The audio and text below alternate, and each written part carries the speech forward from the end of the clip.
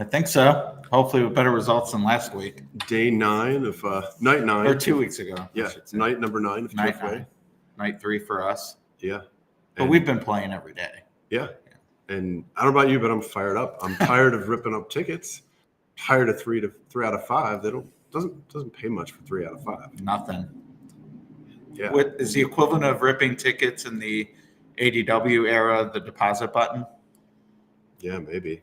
Or just like grousing to your friends over text. And we actually, when I worked at Twin Spires, we had an idea where you could rip up your ticket, but never made it past the executive desk. There's just not that much satisfaction. Losing is losing, right? We're just getting to hit like a whammy. Like even when you hit a whammy on pressure luck, people laugh. And yeah.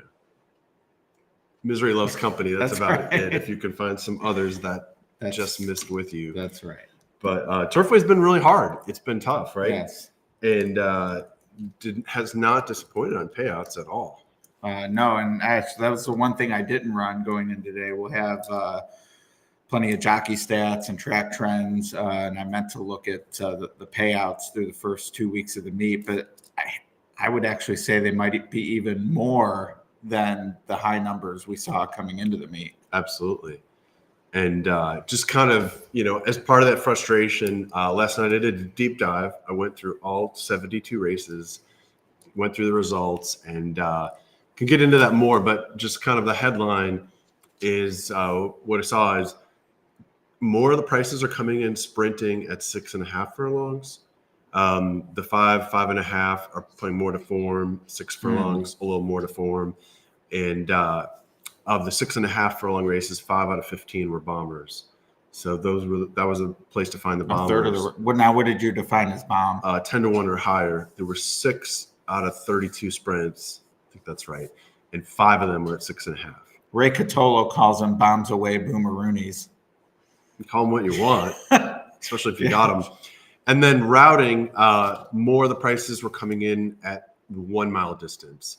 So almost like the mile and the 16th, horses have more time to settle. There's maybe a little less pressure on the pace. Those races playing more formful. And then the long races, the mile and 1/8, mile and 1/4 races were playing a little more formful. Now, when I love looking at stats, and a lot of times I'll post somewhat silly, admittedly, like 0 for 10, 0 for 15, small sample size in the grand scheme of things. But I do try to like retrofit in my mind, okay, does this make sense? What's the story that would lead to this? And for me, that 6.5 furlong versus the shorter sprints does make sense. Like I think of trainers like Wesley Ward, maybe he had a 5 furlong winner, 5.5, I should have looked. But in general, I think you need to be pretty sharp to win races like that, especially for the pots they run out at Turfway. So, we all know the condition book. The trainers know them better than we do.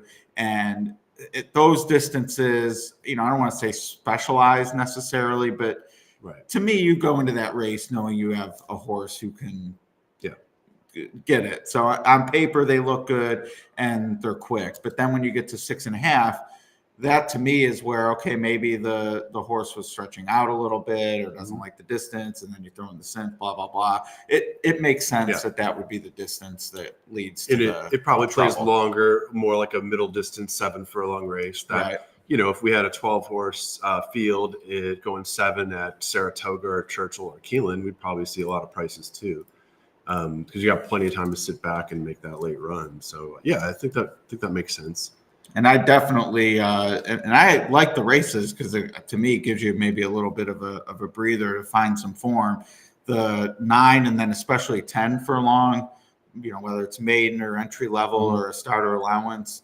I've always thought that people needlessly look a little too deep at those races. Like if you're in form and there's no doubt about the distance and surface, like you're going to run your race. Maybe that's not always all the time going to be a winning race, but to me, you can trust the form to have to go that long. Yeah, the only thing that I try to, my kind of rule is buyer beware on closers going that far. And in the same thing, like if you're talking about Churchill on the dirt, 1.25 miles, a normal race with 7 or 8 horses, people tend to overbet the closers, it seems like. And a lot of times you can just kind of get to the front and then hang out and you're good to go. Right. So, Anyway, all right. So we got to get into after the front key. What's that? I think getting to the front key, and I mean Yeah. any race, it's a weapon. But Right. I mean, speaking of which, we can look at Yeah. What do we got here for stats? track trends. Here's the sprints.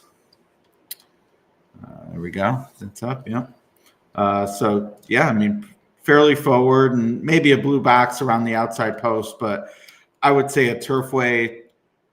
They actually have, as you see by the average runners, there's more outside posts contributing to that number of Turfway than almost any other track.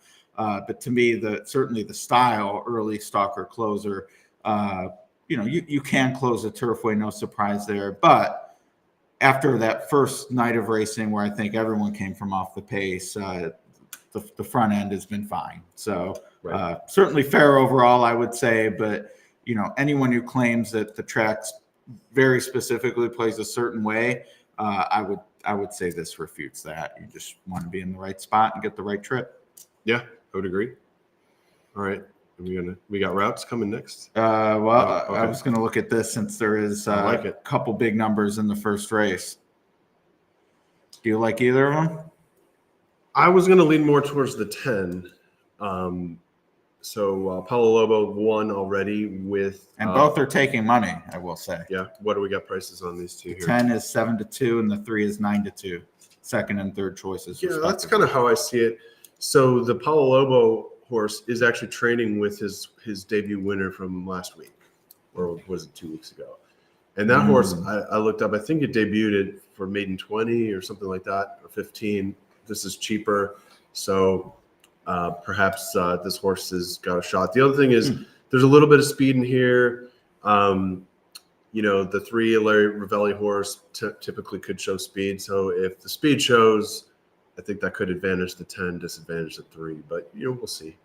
What were you thinking? I leaned toward the 10, and admittedly, that was like I saw them from a top pick making these picks after scratches a couple hours ago.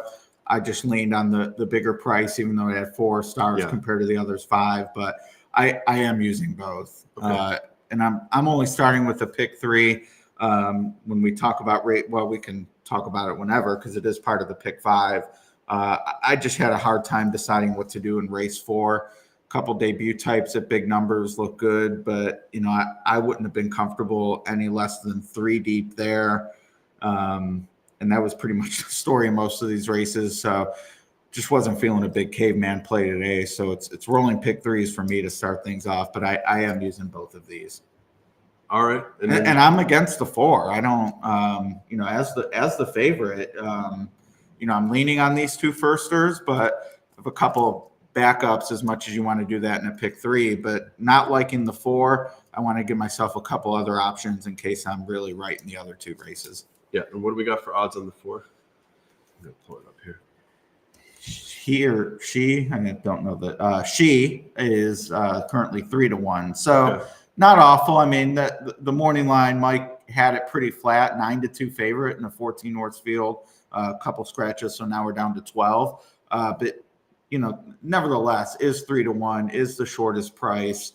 And I'm already on the second and third choice. So there's just no reason for me to add the favorite. Yep. Yeah, I was looking at 4-10 as A's, and then if I went to B's on a bigger ticket, the 3, the 8, and the 9 were my B's here.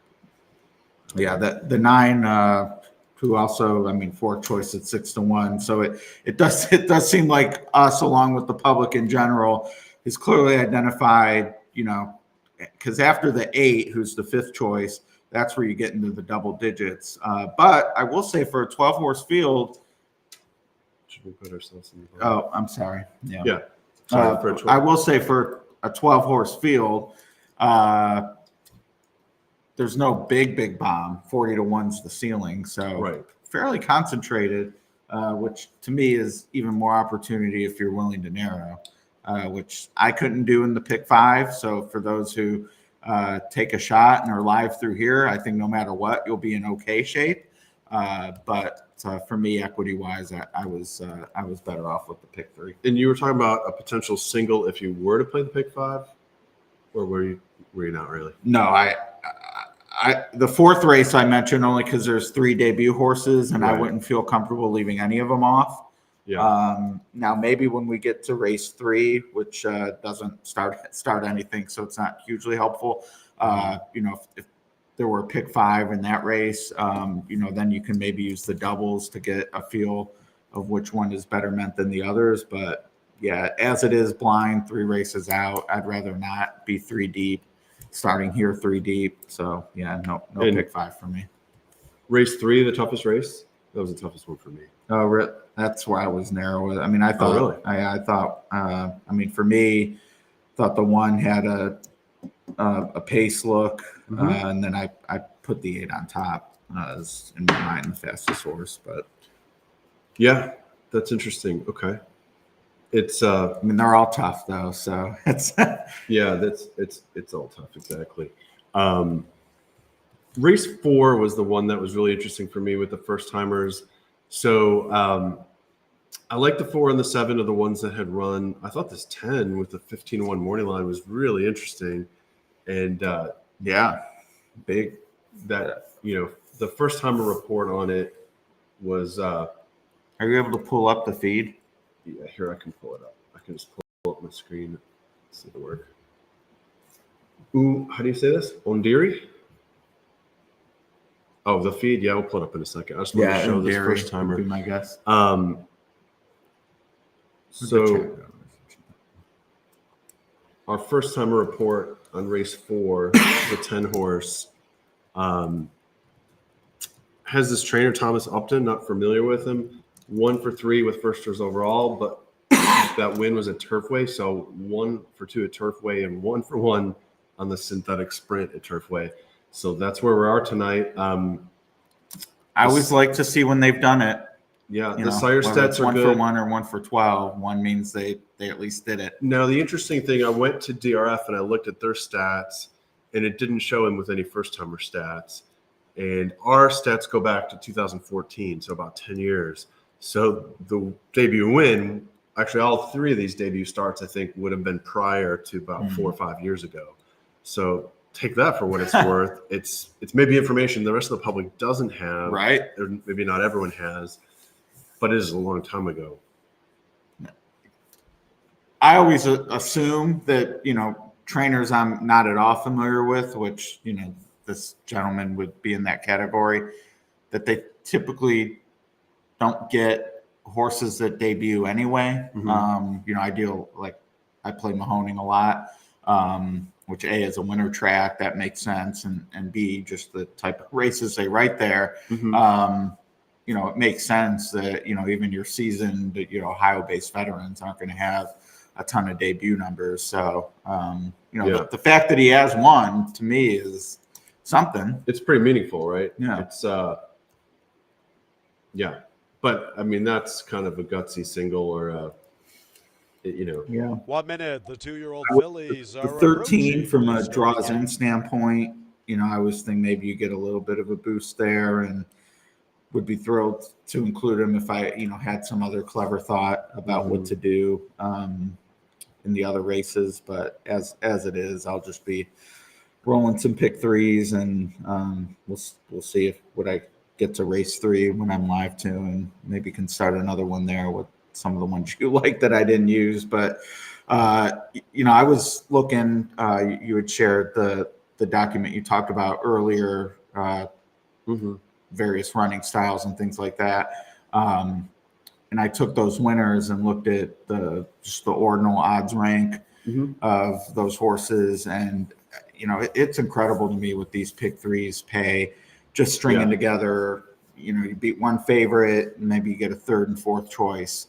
And they're just huge. I don't know if that's a function of people overspreading, if certain types of players are really trying to hammer the most logical, just thinking there's value there with the big fields, which I actually agree with. And they haven't overly connected, so that the payouts are bigger with those, make sense types in the 3rd to 5th choice rankings. But,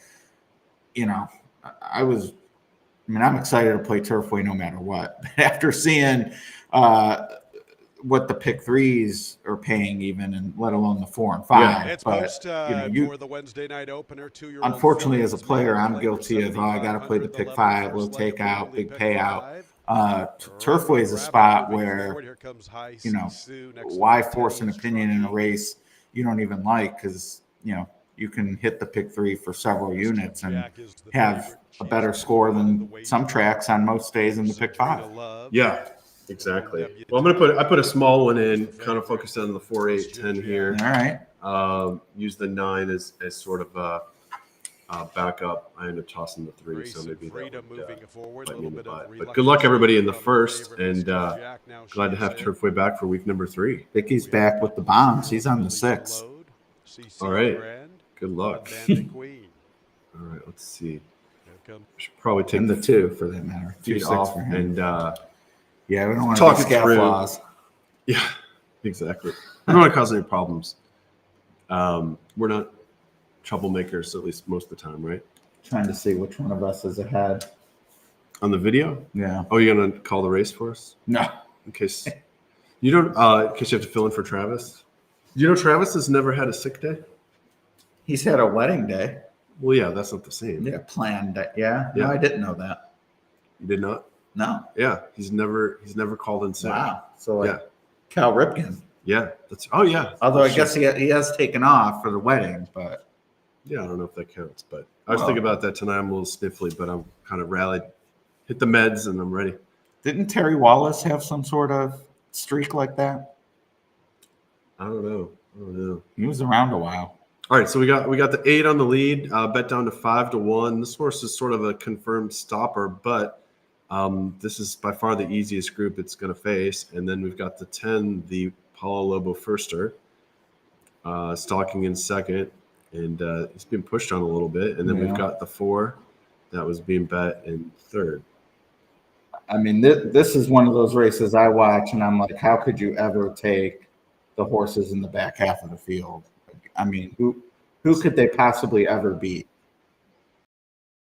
I mean, it's Turfway, right? Like, I don't know. Doing so little running. Here comes, you got Run Vicky's Rabbits Deuce. coming. Yeah. So there you go. Yeah, the 10's done. He's not holding this too off. No, maybe. There's your back half of the field closer. Or maybe it was mid-pack, but No, and I mean, eventually, and the 2 is the only one that ended up running. But I mean, some of those horses were just never involved. Big price to start. yeah, Run Rabbit. Did you? I mean, to me, he was a third-tier horse. I couldn't really have him. Did you? No, I didn't have him. But Vicky, exacta for him. Oh, nice, Matt. This guy just shows up Yeah. and throws out haymakers. Yeah, I need to put in the chat what you liked about the 2, Matt. Broken Vow. I don't know if there was 112 and 81 100s the final time. Must be Broken Vows. Pretty tight on the line last between crop. Run Rabbit and Oh, he's not with Sadrina us Love. anymore? Run Rabbit had a lot of momentum. Sadrina Love Who was rode the in 2? game along the inside. It's extremely tight for that top spot. Korea. That's 112 and 81 100s. Here is the slow-mo. A ding-dong finish. Run Rabbit, Sadrina Love. that would be Yarmarie Korea. That's your second win, I believe. Looks like she gets there. Sadrina Love with a good bob along the inside. There you go. A 210 in the photo. Yeah, I mean, I would say no excuse from the favorite. CC Grand following after her. It was right there behind the speed, and we saw the 8, as you noted, a confirmed quitter back up. But the 8 just stopped hard. Didn't Love ran very well in her initial look. I did think we didn't mention this before, other than I said I didn't love the 4 as the favorite, especially 2-1. My concern, normally I don't play this game, but really stuck out to me. Maury, who just has huge numbers, wins a ton of races. What was Julio Felix doing up? I think he had good stats with Felix. Okay. But I just saw for 7, which it's a tough place to win. So it wasn't like, this guy can't win at Turfway, but just seemed, that pair on this horse. But yeah, I mean, this horse was dropping from. And again, not one of those like that's why I didn't like it. But when you're, what am I missing? Why should I play this horse? Like that was kind of a maybe that's why. Right. Yeah. I mean, these are so deep. It makes them so tough. I mean, 20-1 to start the week. Bang. That And start the pick 5. start the pick 5. And I'm just looking to see, okay, Sire stats. If there was much on this horse. Broken Vow's probably middle of the road.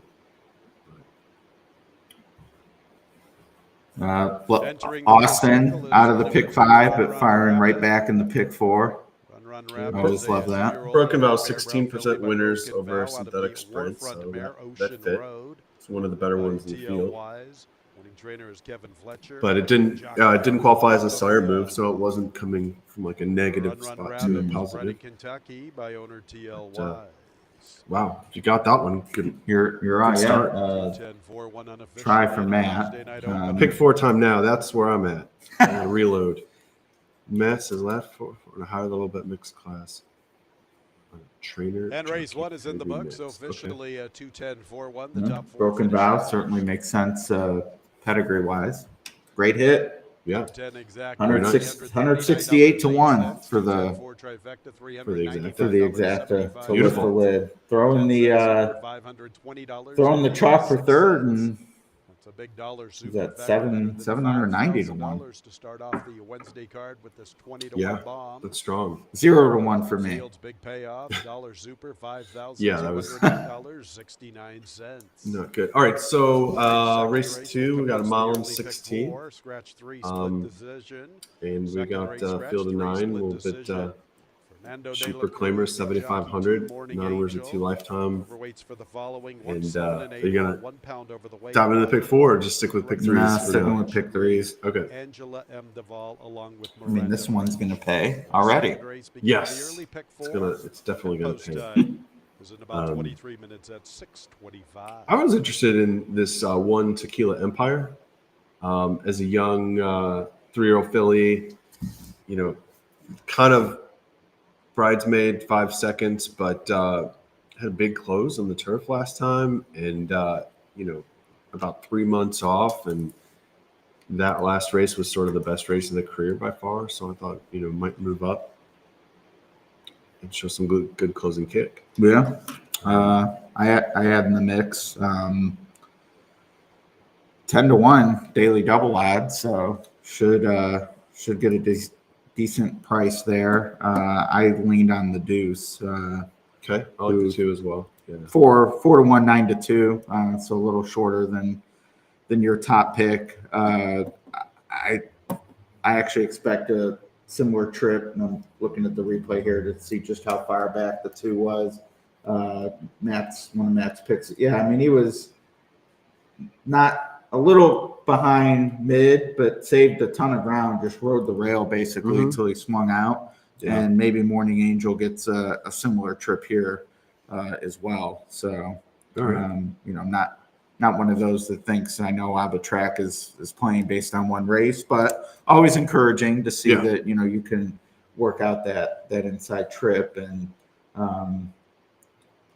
gosh, I mean, no one else did any running but the winner, really. And, the runner-up was, dirty work, I guess, on the front end. But, he was ridden on the turn, and it just seemed like if anyone was coming, he was going to get caught. And then finally. Yeah, and they weren't going that fast, 46 and change. So do you want to throw up your grid? Yeah, sure.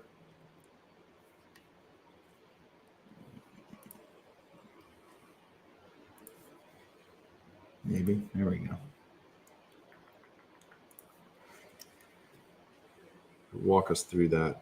All right. So as you see in the first race, I was pretty clueless. Ton of Bs, none of which were the winner. So that was an unfortunate start. But we get to turn the page and narrower here in the sense that I pretty much think it's just these 4 here.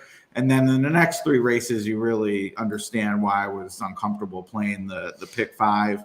From an all-A perspective, economical, wouldn't have been anything I'm not willing to spend with the right opinion, but just too many minds in there. And at Turfway, when you like a B,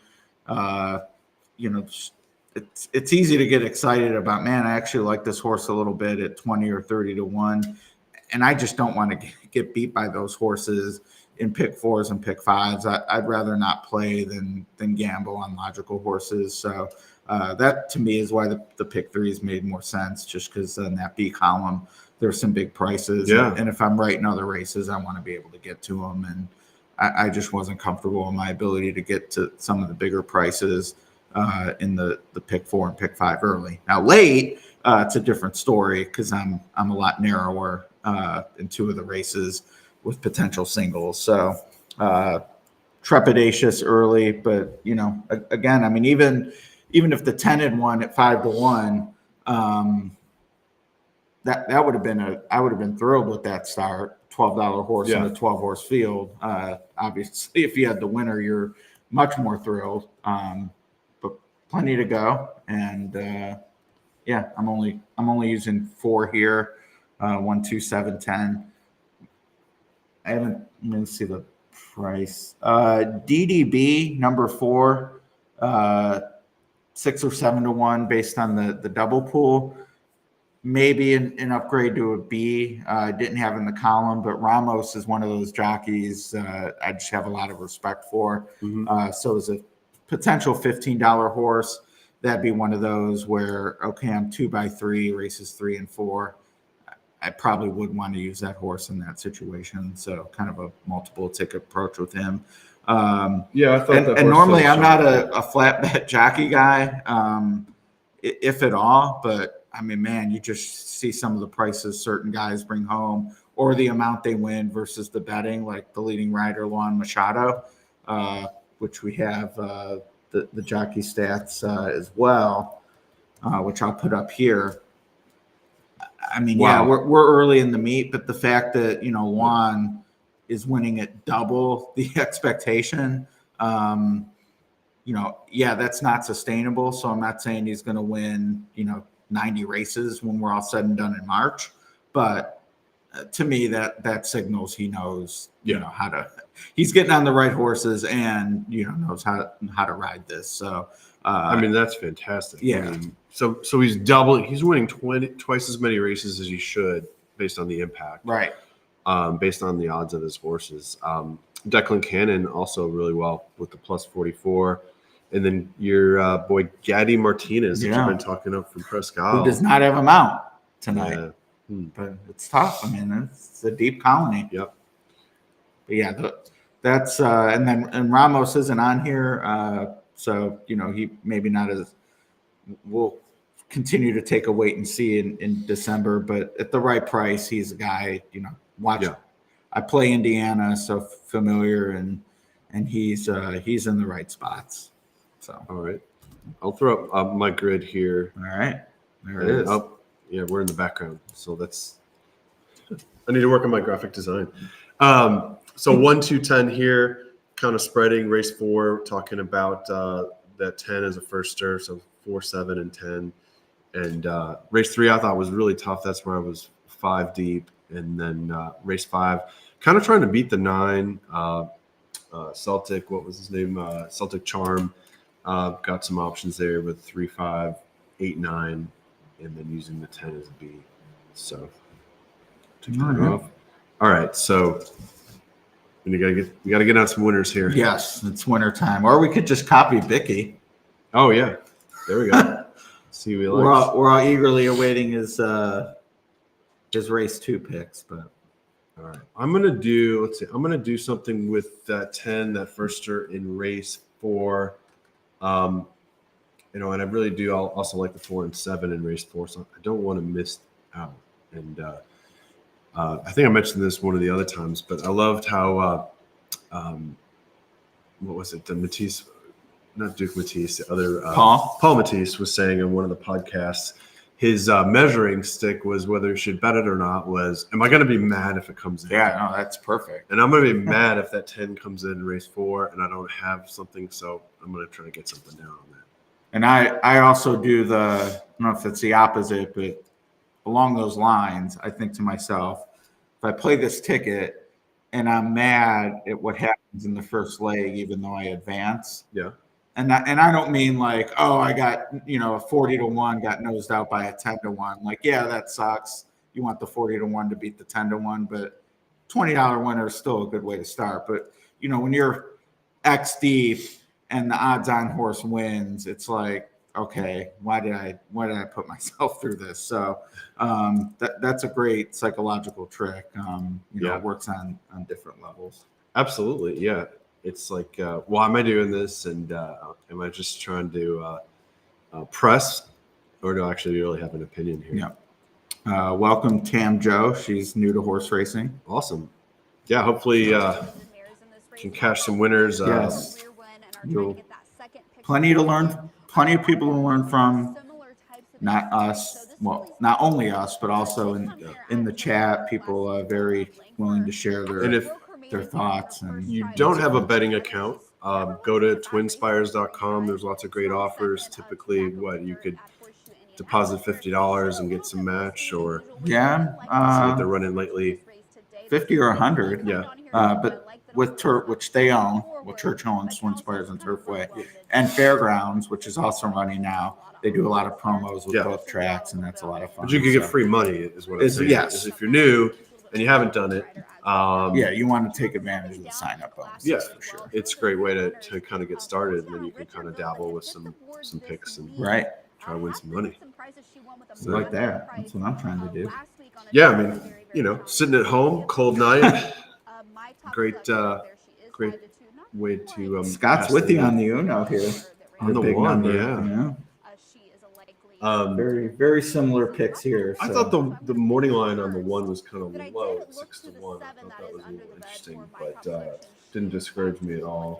Yeah, I had as an A before I saw Scott's picks, and I will say it's purely a Ragozin number with him. So knowing that he has pretty fast figures on the speed numbers I like to use at 11-1, that's definitely perks me up, even if my pen and paper handicapping, looking at the PPs and just kind of figuring out who I like in traditional methods, so to speak, didn't turn him up. And I know Scott's a big Thoroughgraph user, so I would think the horse probably looks good on there too. Yeah. I mean, I think and then if we're talking about being new to horse racing, obviously you've got to kind of learn how to read the past performances. I'll put up my time form past performances because they're a little bit I don't know. I think they're easy to read, or at least to read, because of some of the color coding and stuff like that. But if we can see the one horse here, I don't know. Am I sharing it? I'm not sharing it yet. Not sharing it. There it is. Looks a little scrunched. Maybe we're on the side. And the idea, if you are new to horse racing, is that these past races sort of tell a story. And so this horse in 16 starts only has one win, but 5 seconds. So she's obviously able to do some running, and maybe hasn't figured out quite how to win. And, if we go back all the way to the bottom, had a couple seconds, on the turf and at 1 16 at Churchill. And then just because kind of could never break through. And then the last 3 starts as so this is a 3-year-old, so still a young horse in the summertime, another second on the turf, and then followed up finally with a win on the turf, and kind of coming from behind. So if you're familiar with these type of PPs, the pace number was really slow, came off a slow pace and sort of really kicked it in. The comment, rallied into the stretch to get up in time. And so here's a horse I think that might just be figuring things out. Gets a layoff of 96 days to sort of grow and mature. That, we're not the trainer or owner, so we don't know, but that would be one take. Another take could be something was off and it needed the 96 days, but it will take the positive at, the bigger price and say, well, maybe this horse is improving, and it can also improve and grow while it's not racing. So now when we see it come back, the figure could go higher. And I just liked it because it was inside And I think the running style from coming off the pace could work really well in this race. And it's never been on the synthetic, but it's closed well on the turf. So I don't know. I thought there were a lot of positives at 9, 10, 12 to 1. And my read on the time off would just be broke the maiden. So, at Belterra, I think that's around closing weekend. I forget how late they go, but okay, then the action shifts to Keeneland around here, or you stay in Ohio, it's Mahoning, which probably a condition for her there. But if they wanted to stay in this area, like you don't have anything until Turfway. Yeah. So they lost the condition. The horse was probably too cheap to run on the turf at Keeneland or Churchill. Yeah, absolutely. Yeah. So if you want to stay on the turf, and they've chipped to Mountaineer before, as you see in the PP. So right. Maybe something else was up, but to me, it again, kind of does the story fit, but it makes sense that, okay, after having won and now unable to run maiden, they waited for a spot where the horse could be competitive. Now, I don't love the workout pattern. So after the race in September, a month later, a short work, wait another month, a short 3 furlong work, and then another 5 weeks, and then goes a pretty good 48-4 over the synthetic. So that sort of shows it can handle the synthetic a little bit. But again, I think my rule of thumb, when you're playing a long shot, this horse is 10 to 1. There's going to be reasons a long shot won't win. That's why they're a long shot. So you're looking for what are the positive reasons why it might win.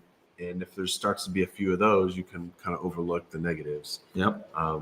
If that makes sense. Yeah. And I'm not, do you know what RMF, where that is? I do not. Where that workout is, no idea. So, I mean, that like the workout pattern looks funny, but that could be one of those places where you self-report and, that's true. Who knows? So, yeah, I mean, it obviously was in shape enough to click off a nice 4 furlong work at Turfway 8 days ago. So no, I mean, 9 to 1, I think is fair for sure. Absolutely. Yeah, they're betting owner trainer. They're betting the 7 strongly. I thought that was interesting. Did you like the 7 at all? I mean, Machado's up. Yeah, I mean, I did. It was an A. Like, I'm less excited now at co-favorite with the 2, who I like the 2 a little bit more. But speaking of layoffs, right? Yeah, that's a long layoff. But trainer Bill Collins sort of, I don't know if he points for the Turfway meet, but he seems to do pretty well at Turfway. Yeah, no, this is. Again, he's a $7,500 claimer. Now, this long of a layoff, I don't think you can say, he didn't have any conditions to run at, because, they had everywhere to run, between other than, October, November, things get thin, but certainly would have had options following the win. I would say, like, obviously he fits, like it runs back to the maiden win. He's great. It's interesting to me. Machado's been aboard all 3 starts, and he rides for, he doesn't not ride for Collins, but they've only had 10 mounts together the last 2 months. So it's not like it's automatic that they would be together. So some positives with the layoff, but I would say the biggest stopper for me as the favorite, co-favorite, 8.5 off the long layoff too. To me, which kind of gets into where's the sweet spot, because 5 is almost too fresh. Like, oh man, that's really quick. Like, you got to be on your toes. But it just seems like, man, 8.5 in a big field. It's a big ask, but she's 11 months older and took money in the 2 starts at this level at Turfway, going 2 turns, debuted at 2 turns. So it all fits. I just, 3 to 1, it's hard to get too excited. But the money is showing on the 7, and it does look like, this is another one where, okay, so what's the story? The horse has been off a year, 3 races lifetime, wins at Turfway. They wait a year to come back for Turfway. So that shows a fairly strong intention, and they put the leading rider up. for a trainer that does pretty Yeah, well. and 20 grand. I mean, I don't know what this class runs for at a place like Belterra, a fair amount, but Yeah. I'm guessing it's not 20. Yeah, that said, I've probably talked myself off more than on. Even I mean, I had it as an A. It's not like Yeah. any would be a big surprise, but I think I'm going to go 1-7 and try to start a pick 4, and then if I no fail, deuce. I can reload. Yeah, the 2 is just, I don't know. I guess it was pretty wide last time. Maybe I should use them. I was, his 3 synthetic races were okay figure wise, but it was a first and a second and a sixth. Yeah, long way I don't know. back. Talk me into him. What's the argument on the 2? I mean, the 2 fits. He's 3-1. Yeah, I mean, just numbers wise fits, but another situation, not that 3-1's that different than 5-1, but only a 9-horse field, so I don't think you're getting much of a, it's not like, to me, survive and advance it as an $8 winner means less against 8 others than it does against 12. So, well, and I think one other key thing here is the strategy, right? So both the 7 and 10 have speed. Both the 7 and 10 are coming off races where they probably went too hard on the front, caved in. So do they both go? Does one go? Does one sit off? I think they're both talented enough to win if left alone. Right. But if they go at each other, that's not going to work out. I mean, the thing I'll say, like the 1 or 7, especially with the layoff, might give you some hope of upside. Yeah. They come back better.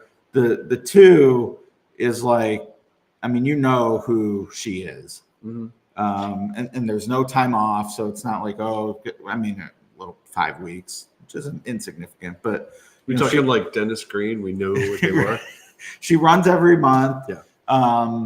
And does so consistently. So it's like, okay, the upside really, you're not going to get this lifetime best. Right.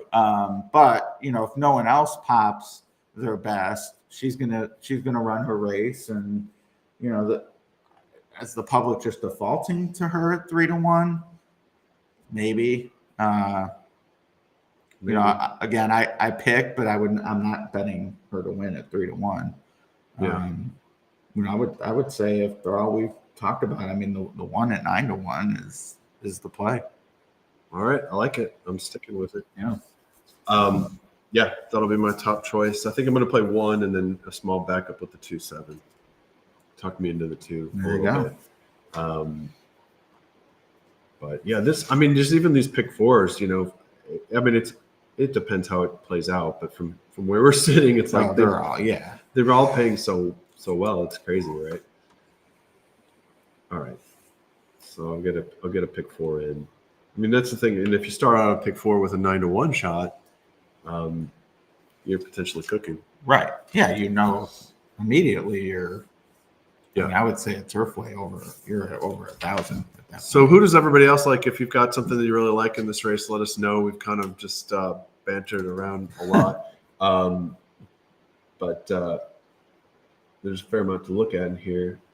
I'll pull up the Sire stats for a second here. I don't know what the deal with that holiday font is. That's better.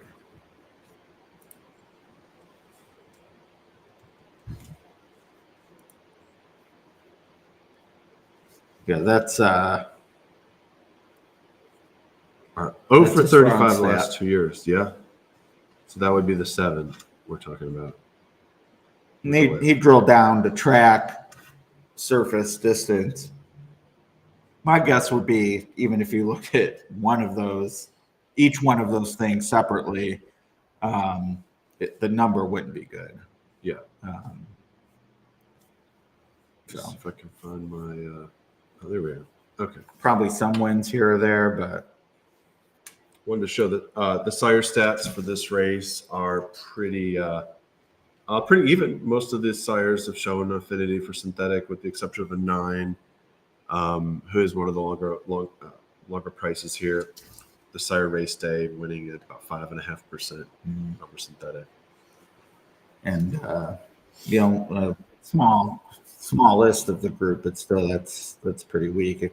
Expected to win I guess about 9%. So Yeah. And I mean, it's kind of splitting hairs, but the 1, 6, and 7 have some of the better stats, I guess. yeah. But not too much difference between 6 Yeah, and 10%. Kitten's Joy is, back when Ramsey ruled the roost. Yeah. Sure, that number, I'm guessing, has come down. I can't imagine he was ever that low. Is Kitten's Joy kind of like good at everything, but not great at? I mean, he's like pretty good at dirt, or Right. very good. I mean, I'm sorry, turf, and then just good at everything. Yeah, I always thought, like, I mean, he had a reputation of not having dirt runners, which maybe at the highest level that was true. Like, Ramsey would always get Derby fever. Mm-hmm. So his Kitten's Joys would try the dirt and it wouldn't go well. But But the meat and potato races, like, the dirt was never an issue. Like, if a turf horse was going, maybe dropping into a claimer that was on dirt, people would avoid, like, oh, Kitten's Joy dirt. Like, that the numbers and whatever you look at never bore that out. So that to me is telling. I think people still think of him as a not dirt. So either of the other surfaces. So now it wouldn't deter me from having used the 4 in this spot at 7-1. But all right, good luck in the last. second.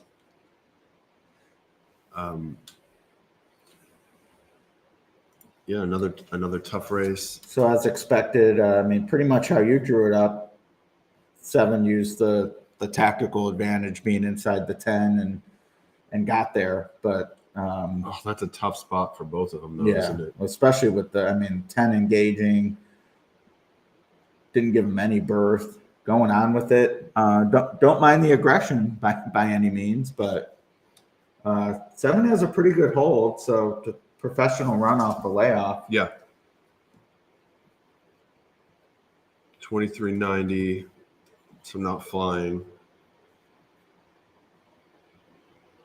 But you'd think that there's enough pace here for something to come off it. Yeah, I mean, and this is a route versus a sprint. I would say this is a touch on the slower side based on what we saw in the first race, but he's really got that 7 wide out there, doesn't he? Kind of just keeping him away from the 10.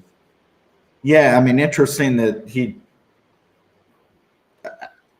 I did notice when the 10 went by that Jock on the 7 kept a really snug hold. So, he didn't hit the panic button. And here comes your 2. So 7, 2, 10 seems to be done. The 1 did not do anything. 1's dead last. Looks like the 2's coming here. 7 definitely wants to quit. I'm not sure how much the 2 has left. 2's got enough. He's going by. 2, 7, 10.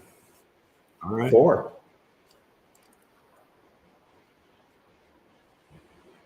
Well, thank you for talking me into the 2 as a B. So that You know what I call this double?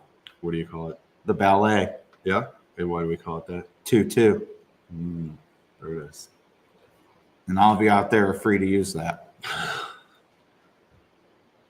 No trademark or royalty.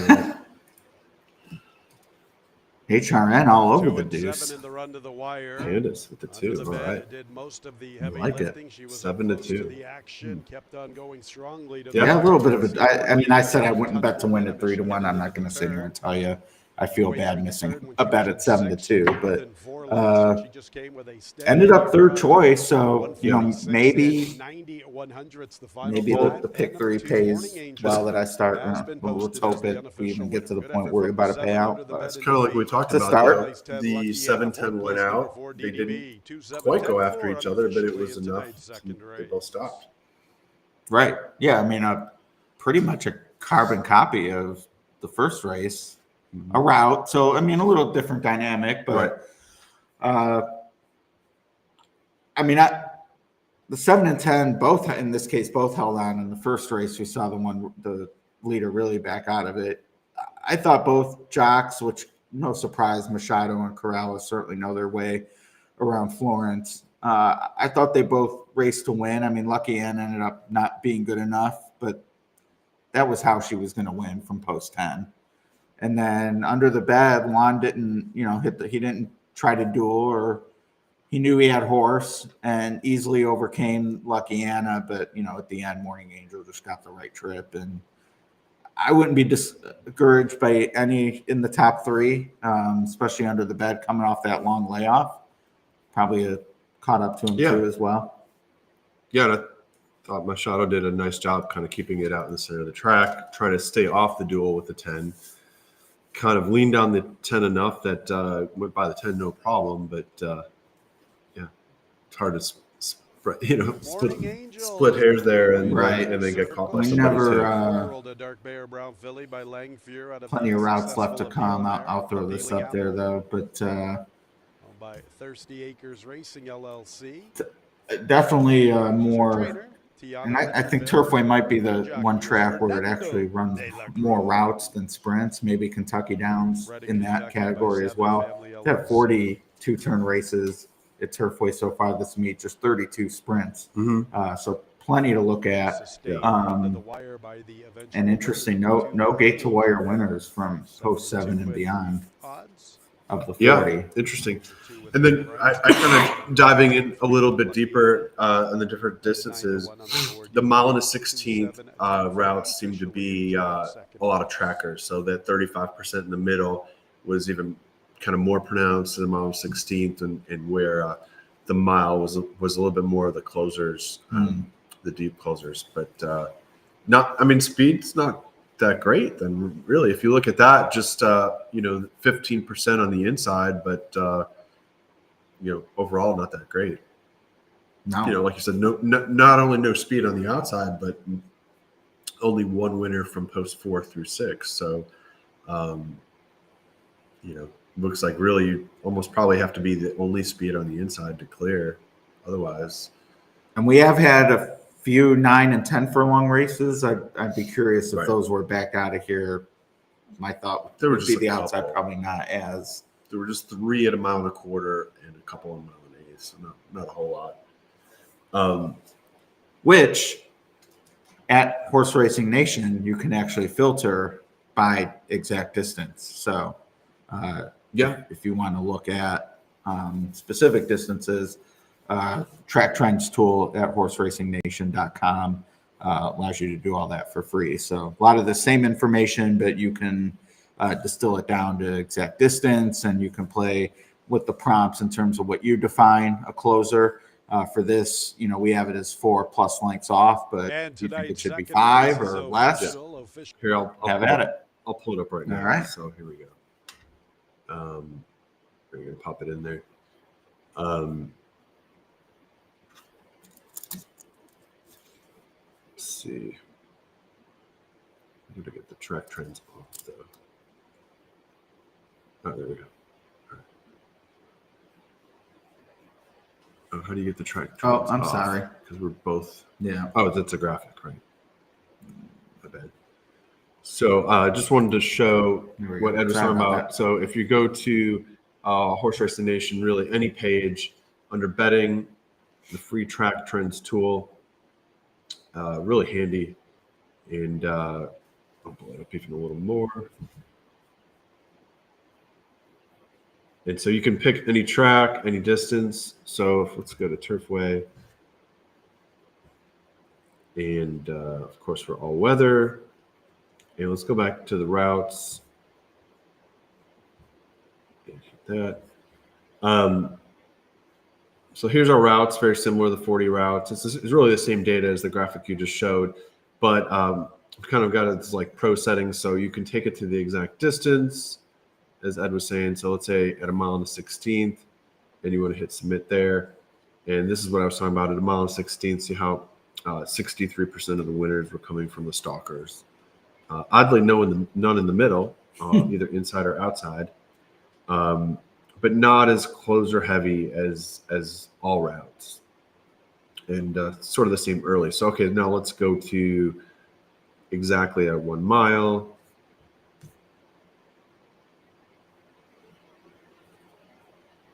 And we can see how it's more of a deep closer, right? Yeah. So do fold in another early winner in the middle post, though. All right. whatever that's worth. Okay. So, yeah, no, it's so it's interesting. So, I mean, obviously, any track you're playing, it helps to kind of that's go here, figure out what the flow is. You don't want to be playing, closers on a track that's all speed, or speed horses on a track that's closer. right. That's But you can pop in here any day, any track. There's a mandatory at Charlestown Saturday night. So, quick way to familiarize yourself with how they play. Woodbine has a mandatory Sunday. A lot of I use it all the time. Yeah, like especially if you're talking about Charlestown, like 4.5 furlongs. Like, gosh, I have no idea at 4.5 furlongs. So you pull that up and kind of get a feel for what you're dealing with, right? All right, let's get the feedback going. 3-1 on the 11. Yeah, this one was tough, right? This horse, this is the horse that won last time, right? Did he win, or was he second last time? Job Security. Yeah, so he won last time. My problem with this horse was he won last time from post 3. Now he's out in post 11. Got a little bit of a setup last time and kind of hung on the inside. And I don't know, it doesn't seem like he really powered away. Got up by a head. So is this a case of miss the wedding, don't show up for the funeral? It is for me. Yeah, it is for me. Yeah, for sure. Not that he was, this gigantic number. No. But as we saw from the Trek Trends tool, I mean, post 3, mount a 16th, mid pack, like that's the trip. Yeah, he's shown an ability to be closer, which maybe from post 11, Axel might do for position. Although from what we've seen in the first 2 races, he might be content to save ground and then make his run. His late pace rating, which I know you've been dabbling and looking at that. I mean, he's slow. Like, you see past horses. But Brisnet has that pace in particular is fast, and he was able to kind of close into it. He was never really that far off, though. I just think I don't want to say the waters get deeper; it's the same level, but right back here 2 weeks later, and then the huge switch in post. I'm willing to oppose it at 3-1. Yeah, I mean, if you really like something in the pick 3, I wouldn't not use him. I did use him in my pick 4, but I just think there's not really much value there. So I like this bomber, the 10 at was it about 40-1, and I think it gets a shot here. I'll look on here. He is 26-1, but the double odds are 49. So 49. I would say your 40-1 is the minimum. Okay. So here, all right, I've got a question for you on this race. So does Kevin. We want to see Ed's fair value for this race. We don't have fair value if it's not a graded stakes, right? Well, I am doing the Prairie Bayou on Saturday. Okay. Because it is the bomb. It is the bomb. He's still around? Yeah. Oh, yeah. But I will say, when you think of value, like to me, just the 11 would love to beat him. Yeah. All right. So here's a question for you. I kind of have an idea where I like to go, but on this 10 horse is just a big bomb. If you go back in his PPs, these blue races on synthetic, I think these races fit, right?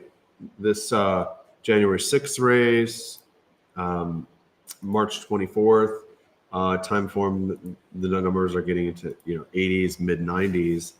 And I think those races fit. And so now you have a horse that, terrible on the dirt at Mahoning, terrible on the dirt at Mountaineer. Ran a couple okay races on the turf. Another one that sort of pointed back for Turfway, right? And you couldn't blame the connections because it's run well at Turfway, and it's terrible on dirt. And as you were saying, there's not that much turf in the fall. I'll go back a little further. If we go way back, this horse is just abysmal on the dirt, even though he's a Munnings. It's sort of in and out on the turf. So, I think a lot of times the public will overemphasize these last starts, these last 4 races. And to me, the take you have to make on this Turfway is, I think there's a good chance this horse runs back to this prior Turfway form, and I think that prior Turfway form fits here. And I believe the trainer jockey have a $100 winner at the meet. I know Sarah Hess did, the other day. No, that was a trainer too. That was a trainer, All right. sure. Okay. So that is the positive of that trainer jockey combo. And this one's changed hands a lot, which I don't see as a negative. Like playing the claiming game, you want to see them being traded. So that to me is, if anything, a positive. But in terms of the trainers who have been involved, Girton, big number, Ohio guy, Wong on the bench for now, but certainly some big numbers.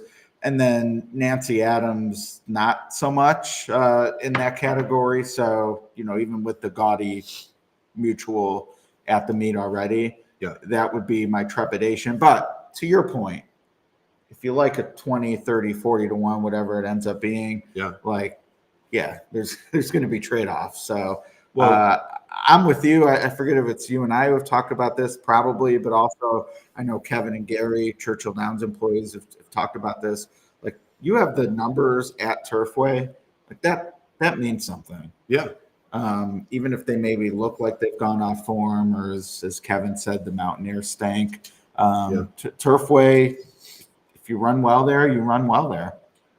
Yeah, right. That's kind of my take, is that, and I think if you look at the connections, that's the take they made, and I think they've made the right call. And so it says previously trained by Justin Wade, so we don't know if this horse was a private purchase or how it came to them. It wasn't claimed directly, but I love the fact that they stopped fooling with the dirt and the turf and said, well, this horse's best races are Turfway. Let's just wait, give the horse from July off. And if you look at the work pattern, it's pretty good. I mean, a lot better than the one I was a little worried about in the last race. So the horse has got 3 solid works in November, a solid work in general, December.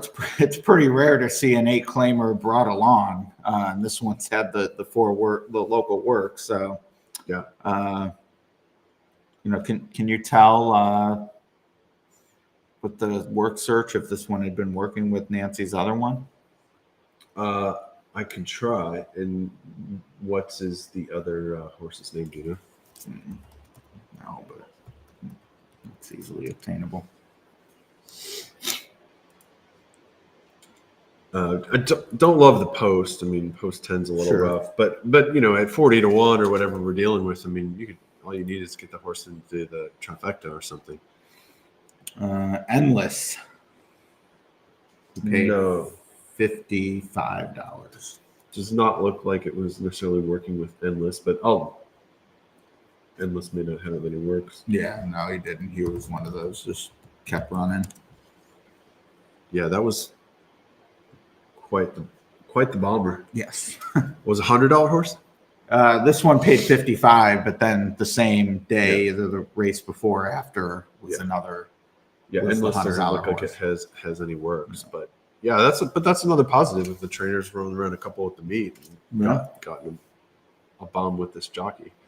So that's going to require me to use the 10 and some trifectas and superfectas, because I'll be mad if it runs third and I don't have that. Yeah, and that's 3 to 2. I can't. I mean, that's one of those, man. Even if the 10 runs well, let the 11 beat me. 3 to 2, that's really light. Yeah, I was going to say that we were talking about that horse earlier. That I had a feeling it was going to come down from that price, and here we are. Yeah, you're just not getting any value on that 11. All right, so then where do you go? I like County Court, who's going to be even further back than the 10 and others. But another horse does well in all weather. Now that more a function of Presque Isle Downs racing there, only has the one race at Turfway, but it was fine. But Gerald Brooks is actually I remember being really excited about him as a trainer being based at Turfway last year, in part because Dougie Sal was like, oh yeah, he's the man at Presque Isle. He usually goes to Tampa. He's sending more to Turfway. Look out. And if I remember correctly, he got off to a slow start, so felt a little burned. But no, he has 2 wins at this meet, so he's better prepared for the early portion of the meet. But gonna have to do some running late. But at 5-1, I'm in. All right. Yeah, I like the 8 as well. I was kind of looking at 6, 8, 11 as my top plays in here. So we'll probably keep that the same, but just de-emphasize the 11 a little bit. 6, I was a little shy on going in, like handicapping the day. Yeah. The 7-2 morning line price, but for whatever reason, isn't taking a lot of action here. Another one coming in for Presque Isle for Gerald Brooks. But you get the bug, which I definitely see as a positive. Another further back type, but should probably be in front of my top pick, the 8. I had as a B, but at 6-1 and having no interest in using the 11 at this price, I would agree with you that you have him as an A, and I would agree that's the right spot at this price. And then your other B, who is taking money off the morning line, and I had as an A, like quite a bit, is Command Central, right? Who I'm basically drawing a line, so to speak, through the race that Job Security won. That was not his style, so. Okay, a question of what, I don't know what the excuse was. I mean, it wasn't that marooned on the outside. He just, broke back, but did pass a ton, ended up 4th, beating less than 2 lengths. But this is second with the trainer, which is a positive number. He's 7 for 28 with a positive ROI, and has a couple all-weather wins at Turfway. So I didn't think they'd give up on him like the morning line thought at 15-1. I'd say 9-2 is a little shorter than I was expecting. But right, probably somewhere in between. It might float up. Yeah, it might float up. But yeah, I mean, this horse absolutely fits, as long as you're willing to forgive the last. Well, yeah, and I was going to say, like, this is the perfect example if you're new to horse racing. You don't have to be, a super hardcore expert to look at the differences in horses. So if you look at the fact that it raced against Job Security last time and it finished 4th by 1 3/4, that's really the only difference between the two. And so it's a difference between 8-5 and 9-2.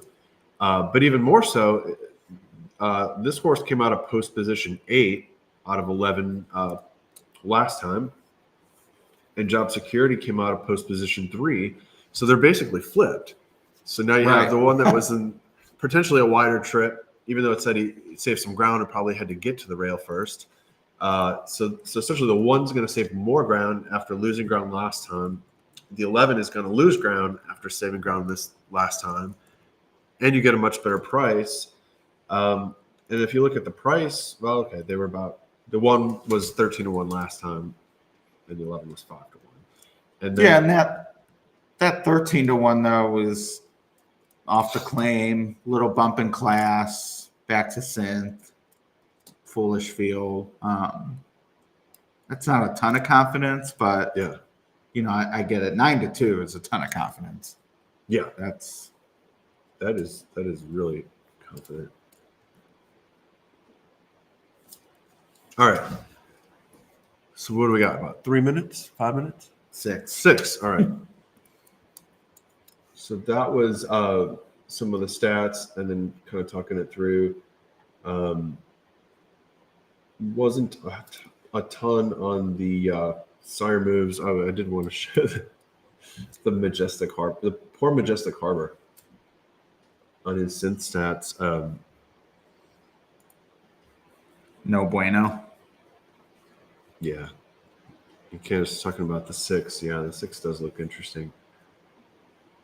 So this was the 4-horse Wire the Cash, and it's 13-1. So But look at Majestic Harbor on a dirt route, 16% winners, 0 for 22 on synthetic routes. Eventually they'll win. I saw one the other day. It was like 0 for 20 in one. But the 10 gets a positive move. Not so easy, but he's pretty big price. Very big price. That was that was my 10 that I liked. So that it's a positive Sire move. But we already knew the 10 runs well at Turfway. So. What do you think of the 9? I think I played this horse last time, and I want to say I kind of was torn on him. To me, I couldn't decide if his better days, he just wasn't in form. The 9 has really good Sire stats. They're not showing here because it's not a move from the last, but right. I just kind of felt like he's had his chance. So a win is like, wow, I really think this horse can win, and maybe that's why he's 48-1. But I will say, is the longest shot on the board. No, use the 10. The 10's the bomb. Instead of 'tis the bomb, 10's the bomb. Yeah. Maybe I'll play an Insanity 9-10 exacta box. Oh my gosh. $2. Yeah. Yeah. What's that? It's probably a $2,000 exacta, right? Yeah. Now you got to. After all that. After not talking you. About it? I do. Yeah, you do. I don't. Yeah, I'm going to do my back wheeling on this 10. I've talked about that before, but 27-1. So I'm going to use him maybe a couple bucks to win. I'll put him in second in the exacta, third in the try, fourth in the superfecta. And so then I just got to figure out who I'm using. But all right, you tell me, who should I use? 1, 6, 8, 11? Kevin brought up a great point with the deuce. Gets Ramos from Bermuda's. The deuce is, yes. I would be mad if the 2 came in for sure. All right, good call, Kevin.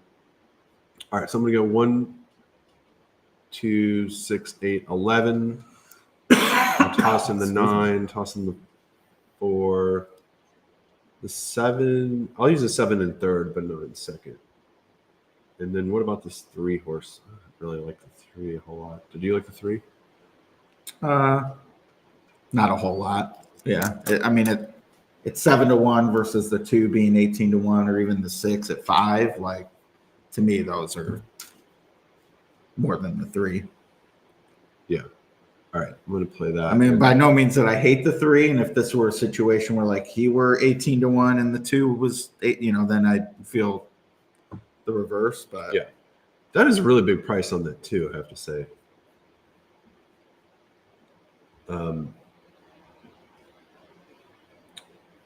Yeah. All right. I'm going to get my trifecta down if the 10 runs third. So that could pay really well.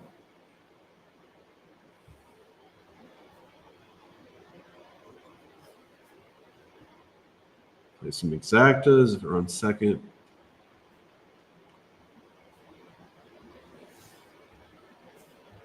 all right. I got time. 9-10 one time. 9-10. All right. For your sake, I hope that one comes in.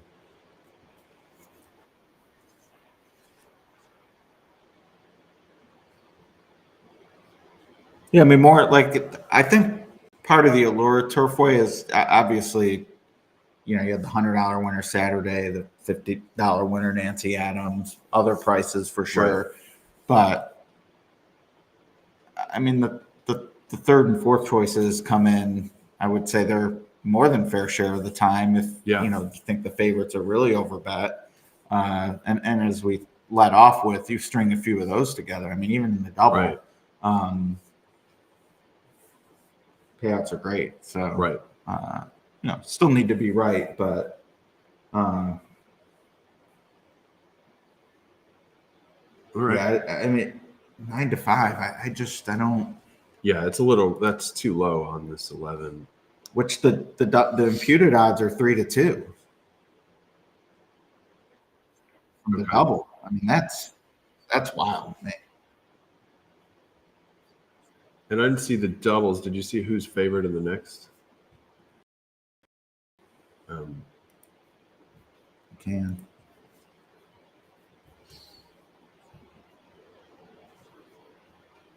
Maybe. 5, Back to that. 8, 4, 12, and then a drop off. Okay.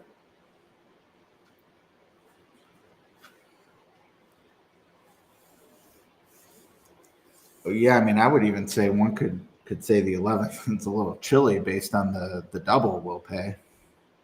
Yeah.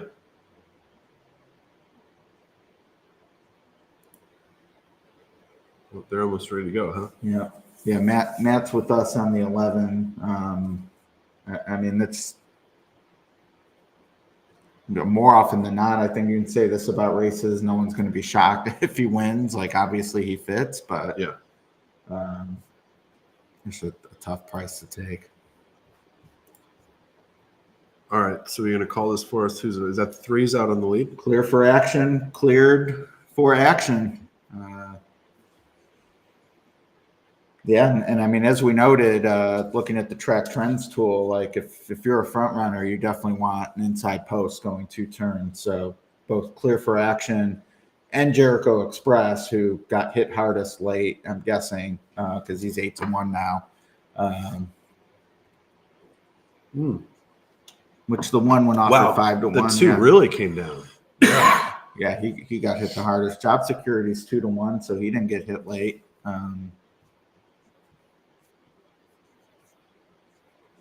Definitely slower than the second race at 2 turns. Yeah. I mean, if 4's all in, who I didn't like anyway, but Yeah, they're shaking a lot little. slower. This 3 could be in a good spot. 6 got the jump on the 11, which if you didn't use the 11, you like to see that. He swung wide. Yeah, I would like to see the 6 because I do not have the 3. All right, 6, 11. 6, 11, 3, 9. Your 9's going to run 4. 9. Just Got the rail pass.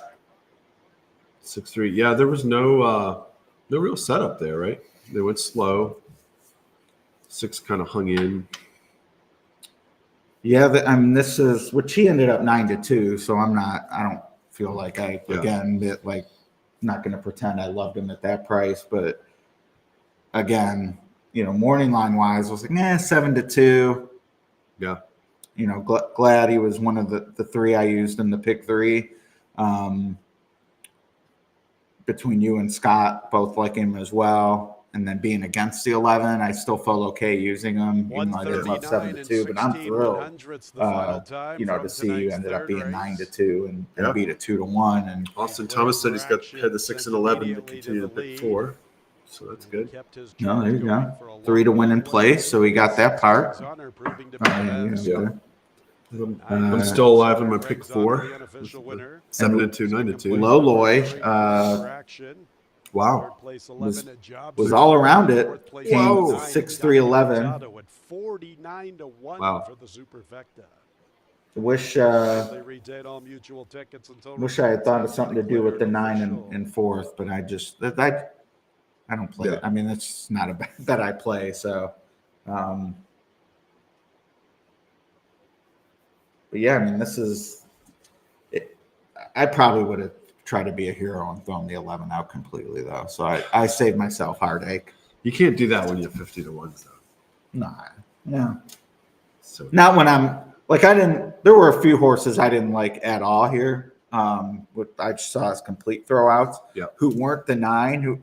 That was kind of why I was intrigued by him being the longest price, because there were 4 others in that race that I didn't like for a nickel that were 15 to 1. Right. Not that that's a short price, but compared to 50. Right. Can you man the ship? Yeah. This water goes right through me. All right. So despite not being on Lasix. Not being on Lasix. So congrats, everybody had the 6. That was another winner for German DeRosa, who's a bug boy jock. And let's look at our picks here going forward to finish off the pick 5. So this is Ed's grid for race 4, super deep, 6, 10, 13 with 5 horses as B. So this was his most unsure race. My race I spread the most, which was race 3. Race 4 coming up. So I had 4, 7, 10 on top. So he's got 2 firsters with the 10 and 13 on top, and as well as he's got the 6. So 3 first timers, wow, on top. Entering the winner's And circle I was number looking 6, for a Greg closer Zucker. here, potentially the 4, Scale 7 to come Dalton off it, Vader. and Fifth career score for the 10 Savoy-year-old is the Abbe firster Gelby that by I like the Nyquist. most, and then I was going to use the 5, 8 as a sort of The Vigo B's. Zapper mare. And then jumping ahead to race 5, Owned by Gerald Brooks and Ed's got the Carl Hess 9, Jr. 10, Gerald Brooks is 12 the on winning top. trainer. The winning jockey is German I was kind of DeRosa. spreading this more race with A's. I had 3, 5, 8, 9, Along with Sarah Holmes. and then I was going to use the 10 as a B. I didn't want to use the 12. I thought he was going to get bet down a lot from the 8-1 morning line and potentially show too much speed. So those are Ed's picks. Let's see, my picks right there. I've got too many graphics, but you can see my picks right there to kind of finish out the pick 4 and pick 5. So, all right, let's go to. Wanted to pull up the pace report, and as we could kind of look ahead to the rest of the night, a couple interesting potential pace races later on. So we got Tampa and Turfway, but the HRM pace report is really nice. I use it every day just to kind of get an idea for where you think races, how they might shape up. And race 5, it has a pace. So the pace score, blue being chilly, is sort of like 25 and under. Orange for hot is sort of 65 or higher.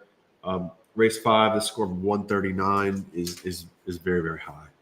And so we're talking about 2-year-olds, 2-year-old fillies going around a ground for the first time for a lot of them.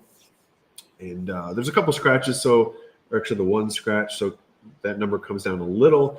But this is sort of predicting a very, very hot pace on paper.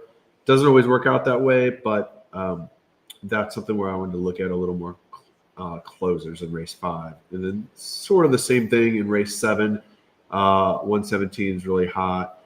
And so I just kind of use this as a way to kind of guide me towards what I want to be thinking about. A lot of times it helps more in the no pace races to keep an eye on, races that could get wired or won by long shots hanging out near the lead. So that's the pace report. And let's look at the Sire moves going forward.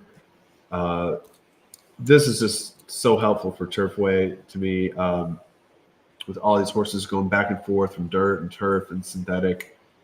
All right, there we go. So here's race 4 coming up. The 11th, which is a City of Light, switching to a synthetic drop off from 26% to 5%. That was 14-1, so I don't know if that is helpful, but the 2 scratched. Most of these aren't too big of changes, but the 7, the West Coast, that's a big move up. So 8% on a off dirt sprint to 22% on a synthetic sprint. I mean, that's a great number, 22% winners for West Coast synthetic sprinting. So that kind of gave me another reason to kind of like the 7. You're kidding me, Practical Joke. Practical Jokes are just good sprinters. They're not really, they're useful routers, but they're not as strong, and they're strong sprinters. So The 8, 7-2 right here. I think you're going to get an improved performance going back to sprints. And those are the rest are pretty much the same. Race 5, the 3, the Mendelssohn stretching out to synthetic route, jumps from 11% to 18%. That's a nice move. And see if there's any other big ones to highlight. That's this race. That's the 7 this race, and then the 3 in race 5. A couple of moves. Like here's one, 11 to 15. It's not nothing, but it's it's nice if you already like the horse. I'm looking for sort of these bigger moves. Race 7 to 3. This doesn't really count because the Sire has never had a synthetic route runner. But certainly coming from a surface that it was 2 for 8. So coming from a surface that it's very good at. Don't know if we get that today. Just kind of scrolling down race 7. Here's a big jump up on the 6, 13 to 21%. It's a nice jump. And then the 7 from 5% to 8%. It's small, but it's moving up. Flintshire's been kind of a dud, I think, as a Sire here. Yeah. I mean, I don't know how much opportunity he got as a turf sire, but I would actually put him, Kitten's Joy was put on the map. Maybe petered off in his older age, but Flintshire is another one of those. Like I'm not handicapping the A circuit all the time. Like his horses fit in meat and potato type races, so useful, but when you breed to Flintshire, you're not looking for useful. So, a dud on the curve of maybe the expectations and what his career was on the track. But I don't shy away from his name when the horses are in the right spot, including dirt. Right. Like I'll use them on dirt. Yeah, and here's the other one worth pointing out is race 7 to 8 jumps from 7% to 13%. The Good Samaritan stretching out. So that's probably worth noting. So those are a few from our Sire Moves report, and I'm going to hand the controls to you for a minute. Okay. Go. Yeah. Slayer in the middle. This to me was the toughest race, in part just, the firsters, which I think I have the style report here from the old Horse Racing Nation. Somewheres. There it is. So probably seen, heard, read about the first time power ratings at Horse Racing Nation. Basically, any horse who's making its career debut gets a rating 1 through 5 stars, 1 being the worst, for lack of a better term, 5 being best. And what we found, and this is now going on 2+ years of data of all first-time starters, ranked 1 through 5, and even before we released the report, we were doing it. We were learning, and these stars have been around longer than just the public report. So, but anyway, what we found is the 5-star horses win the most often, 1-star win the least. So it fits, like the numbers do what they're supposed to do. 5 wins more than 4, wins more than 3, etc.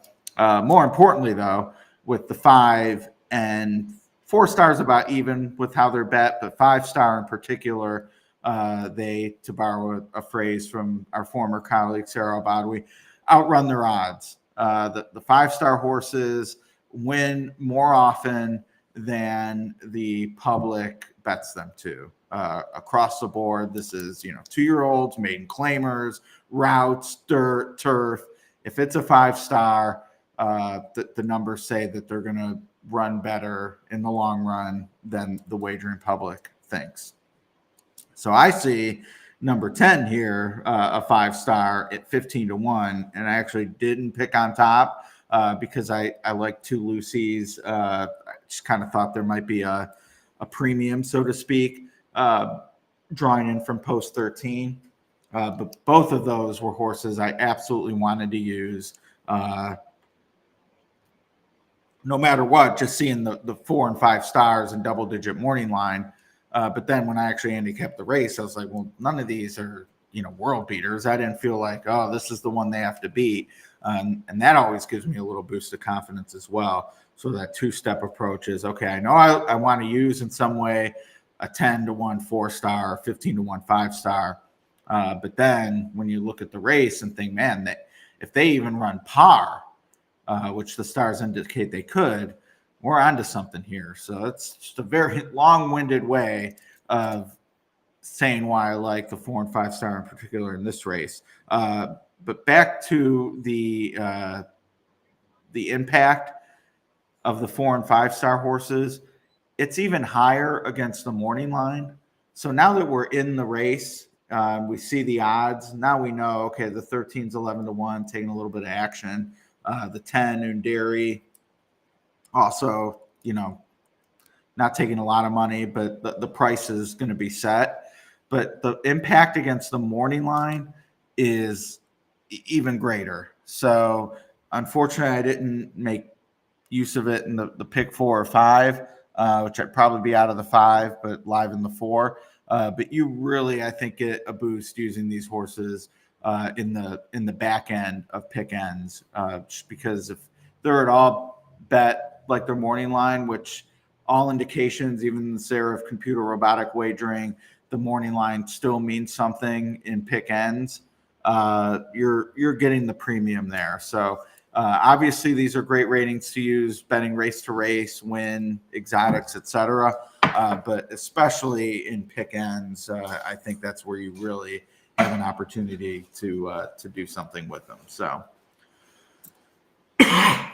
yeah, that's my thought on the power ratings. Yeah, it was a dissertation there, but yeah, I'm a fan.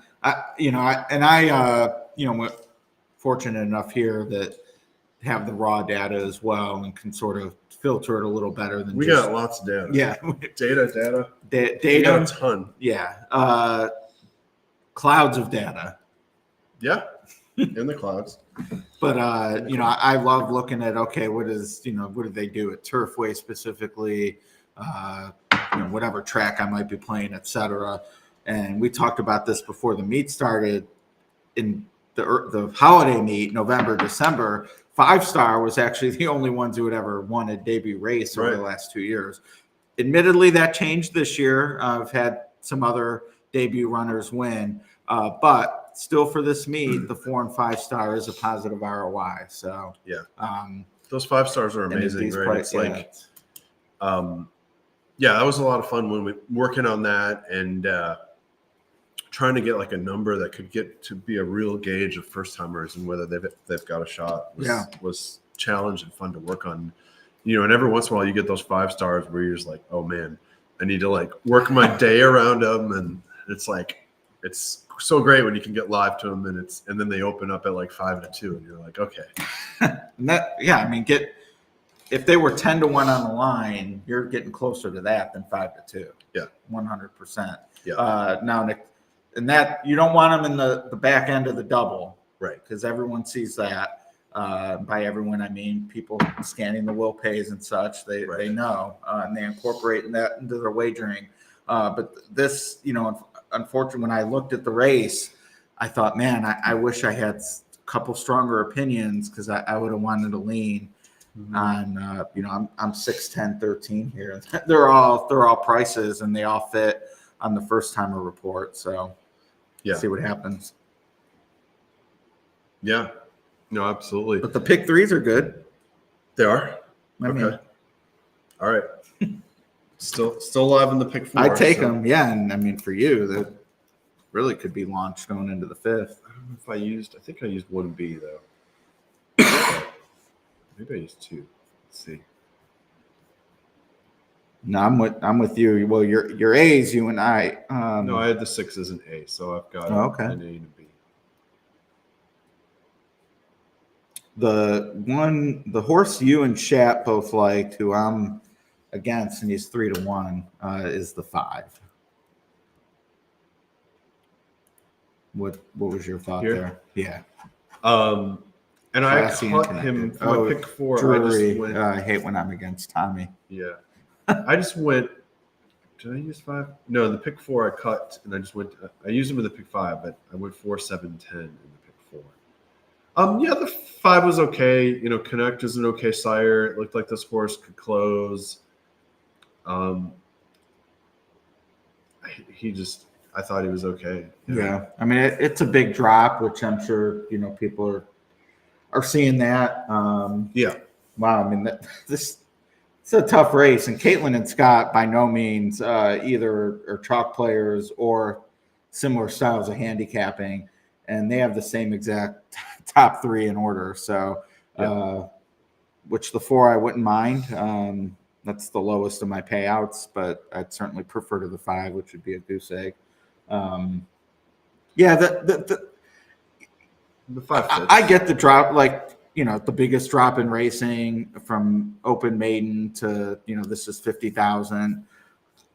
I still think, especially after 3 races, and granted synthetics, another wild card here, but I think you get a gauge on how fast a horse can run. Mm-hmm. And this horse's fastest race at Churchill, that's in the mix, but the other 2, I'm not sure are. So,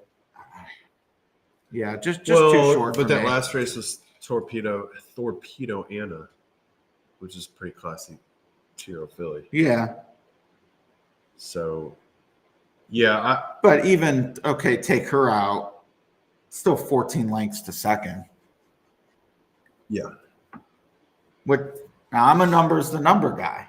But if you're someone who really looks into class and what that may have done to the trip, but outside post looks like was wide on the turn. I mean, again, not going to be shocked if this horse wins, and Tommy is always one that is dangerous. But yeah, I mean, I've certainly got some heartburn that I didn't use it. But these tickets get so big. I was really trying to get the prices. And I thought I'd get a little bit more price on the 4, 7, and the 10. Now the 10's not getting bet, but it's such a small time trainer. I don't think you would expect it to get bet no matter what. No. But yeah, the 5 fits. I think the 8 fits as well. So I don't have a problem with the favorites.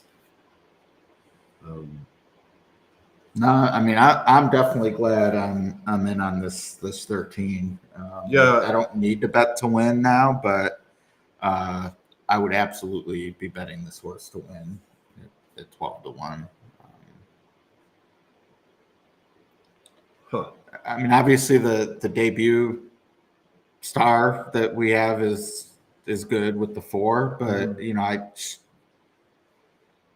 I mean the trainer is 15%. Debut runners. Now the debut maiden claiming isn't that great, but my spin on that would be A, it's only 13 races, but B, 50,000 maiden claimer at Turfway. That's not like it's 10. Right. They wouldn't quite be out on this horse if she didn't run well, but they only paid 47. And you have training costs and all that, so they're in for well more than 47. Don't get me wrong, but to me, this is a pretty decent level. Accelerate's done well on synthetic. Yeah, outside post, I don't mind for sure. I mean, let's look at the double a little bit. So they're crushing the 9, as you would imagine, in the double. And then the 3's getting a lot of action in the double. The double into the next, you mean? Yeah, into the next race. Yeah. Ronnie Bravo is a great name. I'm guessing that is a try play. Yeah. So. Looks like it. All right, yeah, let me see what race 5 the double pulls. But if you can get around the 3, 5, or 9, I guess the main contenders, those doubles are pretty big. So the 9 is the clear favorite in the 5th in the doubles. Right. And then 3, 5, 12, I would say, are that second tier. And then after that, it's going to be all. I like the 8 a little bit. Bombs away, in boomeroonies. the next. The which one? The 8? Yeah. Cat's Cave. Yeah. You're a dad. Have you had your cats in the cradle moment yet? I don't know. I think Mine are too young. I don't Yeah. think I've had mine yet. Yeah. Cats in the cradle, yeah, for sure. All right. What a song, huh? Mm-hmm. I hope my kids know that song. Oh. What if they only know the Ugly Kid Joe version? I don't know that one. Oh. I mean, nothing against Ugly Kid Joe, but tough to improve on Harry Chapin. I don't know him, so I don't know that version. It's out there. All right. I'll take your word for it. All right. I'm going to double into the 5 and 8 in the next. Try to get some of those prices. I like it. Yeah, this is potentially ripe.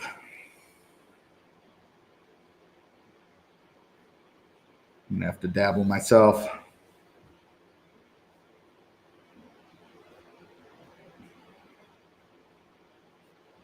Yeah, just another one of these kind of wide open races. I mean, the 4, 5, and 8 are fine, but they don't have to win. I mean, this could go a number of ways.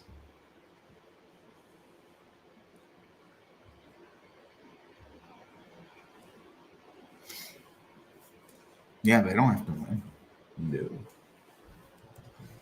I will say, I mean, again, I kind of talked about, who could win, handicapping the race as if the firsters weren't in it, so to speak. The par, speaking of Bristnet speed rating, the par is 76. So Classy and Connected has run that once. Big drop off though, before the quasi time off. Yeah. And no one else has come close to that number. So I don't know. It just makes me excited that one of these firsters at a legitimate price can be the one. Midnight Angel, who I think Candace likes as well. I had as a high B, which at 8-1, I'm glad I did. I like that.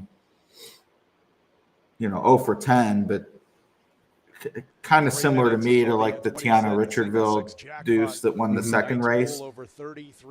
You know the number you're going to get. And that to me is almost as good as what the 5 can probably run without improvement. Mm-hmm. So to me, if let's say none of the firsters show up, well, Midnight Angel is consistently the fastest. I mean, I don't love 0 for 10 maidens, but at 8-1, I'd rather take a shot there than with the 4 or 5. Did you like this 3 at all? Did not. Okay. Yeah. 22-1, big price. Normally, Gabe Sias would catch my eye. He's kind of on the skids, though. 6% for the year.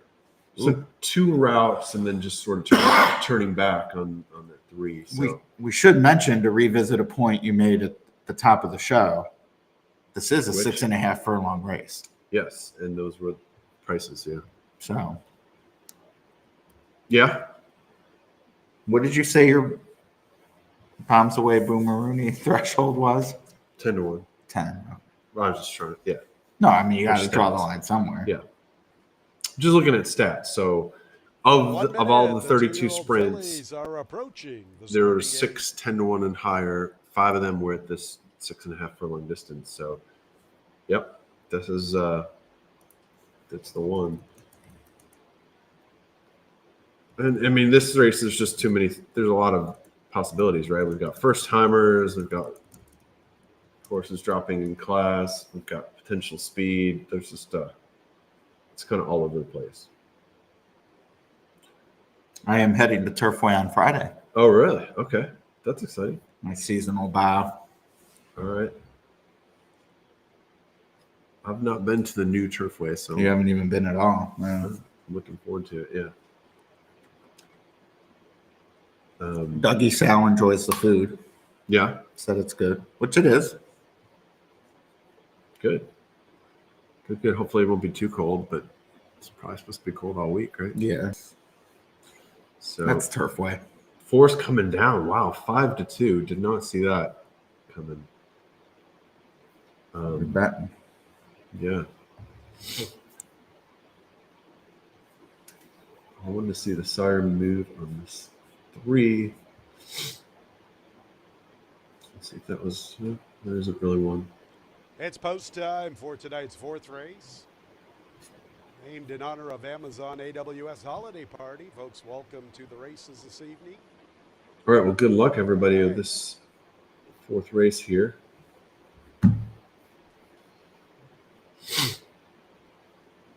There's Scarlet I'm going Miss. to play. Going in the gate. Crystal Symphony is the favorite at 5. Yeah, I'm going to play a little superfecta with those first timers. Just try to see if I can get something cooking. Jackpot. Um, Here comes 2 Lucy's. Here comes It's kind of a Classy wide open Connected. enough She race. is well respected. 9-2 current third choice, second choice with the 8. You're kidding me. So it is But- the 4 Crystal all Symphony. right, I'll her take that favorite. video off. Papa is We're back. You going to call the race for us? You need to start memorizing silks. No, that's true. That would help. I mean, I'll be excited if one of my firsters breaks on top, and not that necessarily gate Well, to you got wires. 3 firsters?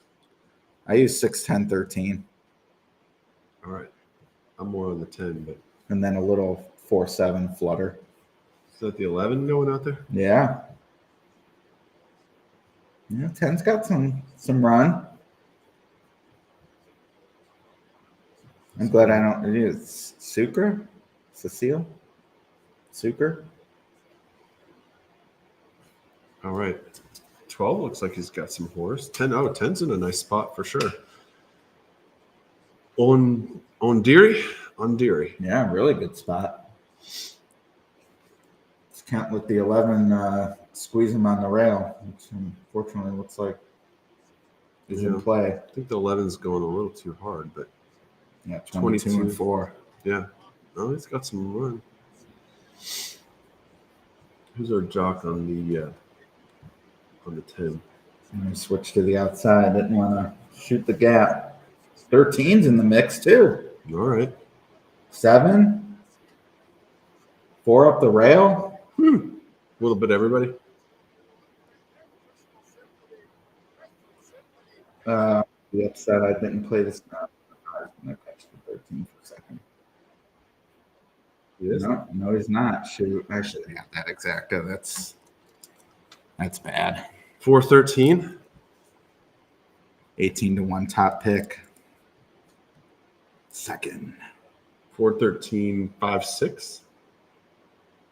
I didn't use that 6. Yeah, that's that too 4 bad. got smoked late, huh? Yeah, it did. Well, he went up. It was 5-2. We were talking about it, and then he went up to 3-1. Oh, we did. So- Okay. So definitely got some steady play there. Back to the video. Top pick winners 118 and for 89 100s. on that. So the Crystal 10 really Symphony packed it and in. Classy and Connected were both sent off as 3-1 shots. Yeah, it really did. Classy and Connected was the I post-time thought he was favorite, sitting with but a it lot is of the horse second there. choice Yeah, for Crystal Symphony. We've got room along the inside, and when she found room, she exploded and ran away from her rivals. Well, that should pay well. Lucy's ran well The, in defeat. She was second, 5 Classy and Connected with a I good used run in that 10 third. and 13 in the The superfecta, but I did not sixth use the 6. for the 4th spot of the Super. So could not connect that. 30 to 1. Yeah, so Firsters run second and fourth. Yep. 4-star second, 3-star fourth, And 5-star nowhere. 5-star nowhere. Dubious trainer though. So 3-1. What was the pick 3 here? $70. So For 50 or for a buck? 50 cents. Yeah. So not amazing, but not bad. So that gets me through the pick 4 to the payout leg. So that's that's something. I haven't Yeah. better than lately.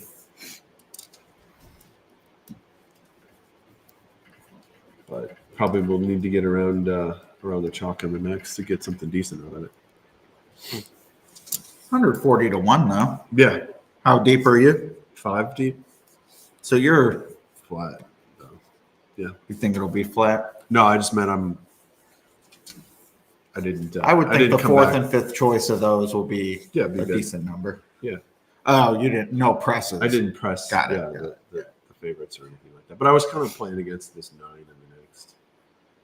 So, well, congrats on everybody had that 4 or hooked up the 4 with the 13. That was pretty solid. Yeah, wish that was there for the taking. Yeah, you were close. Yeah, I mean, I didn't play, but that's an opportunity missed. Yeah, it's tough. I mean, if you won, that would have been big. All right, so let's talk about the late. That would have been. We had your Very grid. nice. We had your grid up earlier. Let's talk about the late. Anything you like in particular? You said you like the late a little better than the early. Sure. In the winner's circle is number 4, Crystal Symphony, a 2-year-old debate. Oh, before we get to that, now I know you're not a big X guy. You took some lumps yesterday for your Breeders' Cup. Oh, the Breeders' Cup synthetic. article. Oh, but all right. Here's a fan.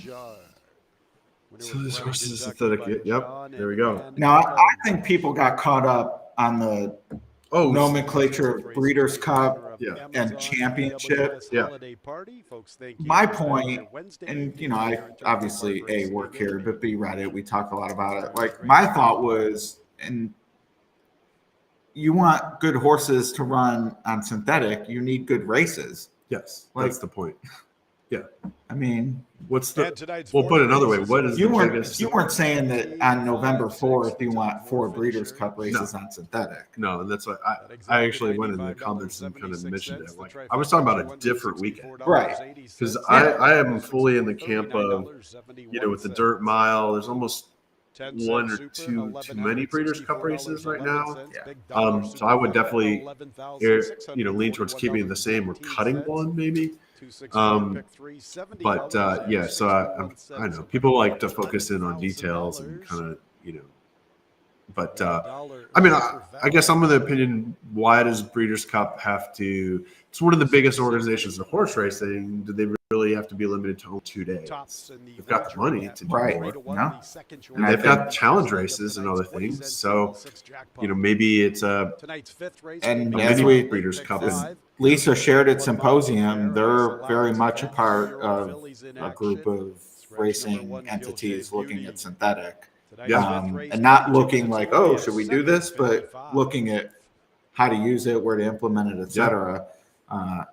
I think it makes perfect sense. Like, I mean, Turfway has the Kentucky Cup, some Derby preps. That's great. Woodbine has graded stakes, whatever. But to me, we're definitely lacking like that. I mean, even just $500,000 race that good horses can point to, or even take so many people are worried about the breeding. Like, oh, we breed for dirt and maybe turf too, up to the mark. But okay, so I don't understand why you wouldn't want to say, hey, we had this horse. Well, there's no $500,000 race, and we've got in Canada, right? So Woodbine, you've got some bigger races on synthetic, obviously, but the tracks here with Gulfstream, Turfway, Presque Isle, Golden Gate still around. What's the highest purse race on synthetic right now? 250 at Presque Isle? Well, the King's Plate. No, I mean I'm saying in the U.S. Oh, maybe what's the Jeff Ruby 600,000? Okay, so which is it's a 3-year-old prep. So it's real right. They do have which I'm guessing this is what Tiz the Bomb is prepping for, the Prairie Bayou, but they have the Kentucky Cup, which is 400 maybe. Okay. Yeah. So, but yeah, not Gulfstream really hasn't committed any stakes dollars in a big way to synthetic. And I know people are really reticent down there, and like, oh, they're off the turf. Now they do it more often because of synthetic. I get it, like, and maybe claimers on synthetic aren't your cup of tea, at least down there. But to me, part of a commitment especially there where you Yeah. have some of the world's best horsemen, is, hey, let's get a synthetic stake going, like Right. something. Yep. Exactly. Yeah, I liked the column. I like the idea. Of course, it's racing, so no one's ever going to agree on execution anyway. But well, all right. So going to these payoffs, the pick fours are okay, but can I take a bow first? I got things Yeah. for the 13th. oh yeah, absolutely, you should. I was just gonna say, look at these payoffs on the pick five. We've got 4 carryover potential. Oh, any of them horses we want to win? I didn't really see 6, 7, 11, 13. Not really. Nope. I mean, look. Well, I have a ticket that would wait 6, 7. Oh yeah, no, I like literally not. I thought the 7 was an interesting try super horse, but not Excuse to me. win. Yeah, let's see what my grid has in store here. Now I am playing this pick 5. All right.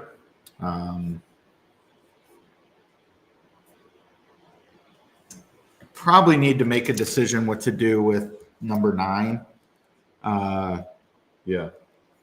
I'm 3 deep in the A column, and I'm inclined not to use. And again, I get a lot of questions about the grid, and I do not apply this. Stephen Christ had the book, and that's definitely where I got the idea, and in my head it makes a lot of sense, the A's and B's. But for me, you cannot just take this and say, okay, I need 2 A's and a B, and because as you go through a card, A, things change anyway, but B, you see the price. Like race 3 is a good example. I have 6 in the B column, so I was worried would be an underlay. 11, the same thing.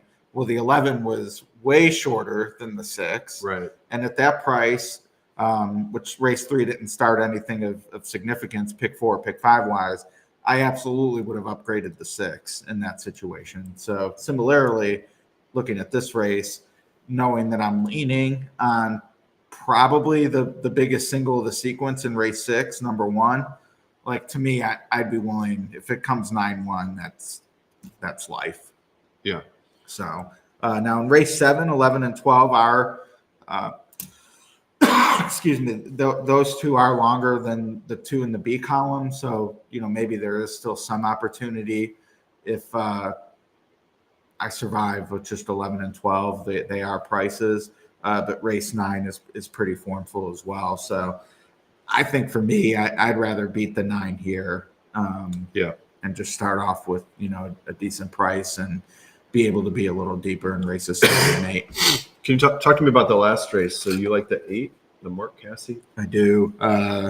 Luan, which that needs no introduction, but let me specifically say what the situation is here. Because I like the 10 that you have as the B. I That have was as my the B, yeah. That was my top choice. Which 10-1 morning line. That's certainly a solid price. I was a little nervous on the 10. 2 races now. And the 1-2 back, granted on turf, so all weather is going to be a different animal too, but was in the outside post, was pretty much in the back of the pack. But even in that turf sprint on debut, which 27-1 wasn't expected to do much, 12-horse field, again broke deep and came with a long run.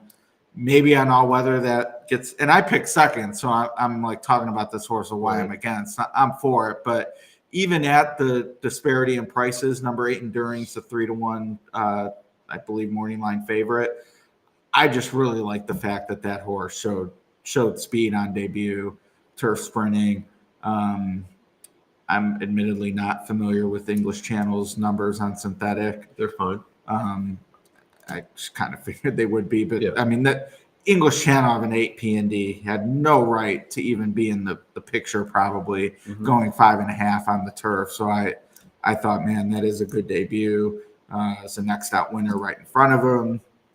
Excuse me, right in front of her. Machado. I mean, it just seems like this is one of those, if she doesn't win here, it's going to be hard to back at all. Right. So when I think that, it's like, okay, how can I not lean on top? So I am. But, I mean, the 10, yeah, I get it. Okay. Yeah, I was like 10 over 5-9.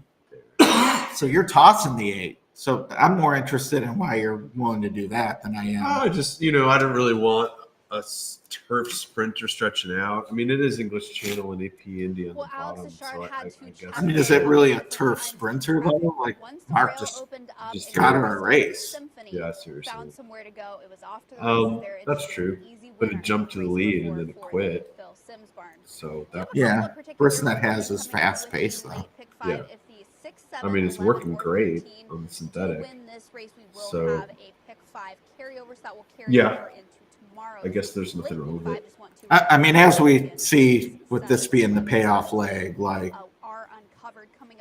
if you have a path to get to horses that make sense to you at double digits, I'm not trying to talk you out of that by any means. Sure. I guess there's not really that much speed in here. That was my other fear. Is I think it was before it has some speed. And, I don't know. I generally would like a horse like we saw in the stats pressing and kind of coming off it a little bit here, especially for 2-year-old fillies. I want them around 16, but yeah, makes sense. Maybe I will downgrade the 9. I don't know. That was my other option there. I mean, I like the 9 as well. That was my third pick, so I get it. I'm surprised to see the 10 here not getting any love. Perfectly Wicked. Yeah, I use the 10. I'm alive to the 3, 5, 8, 9, 10 for the pick 4. Okay. So yeah, I was kind of lukewarm. That was like my last choice there.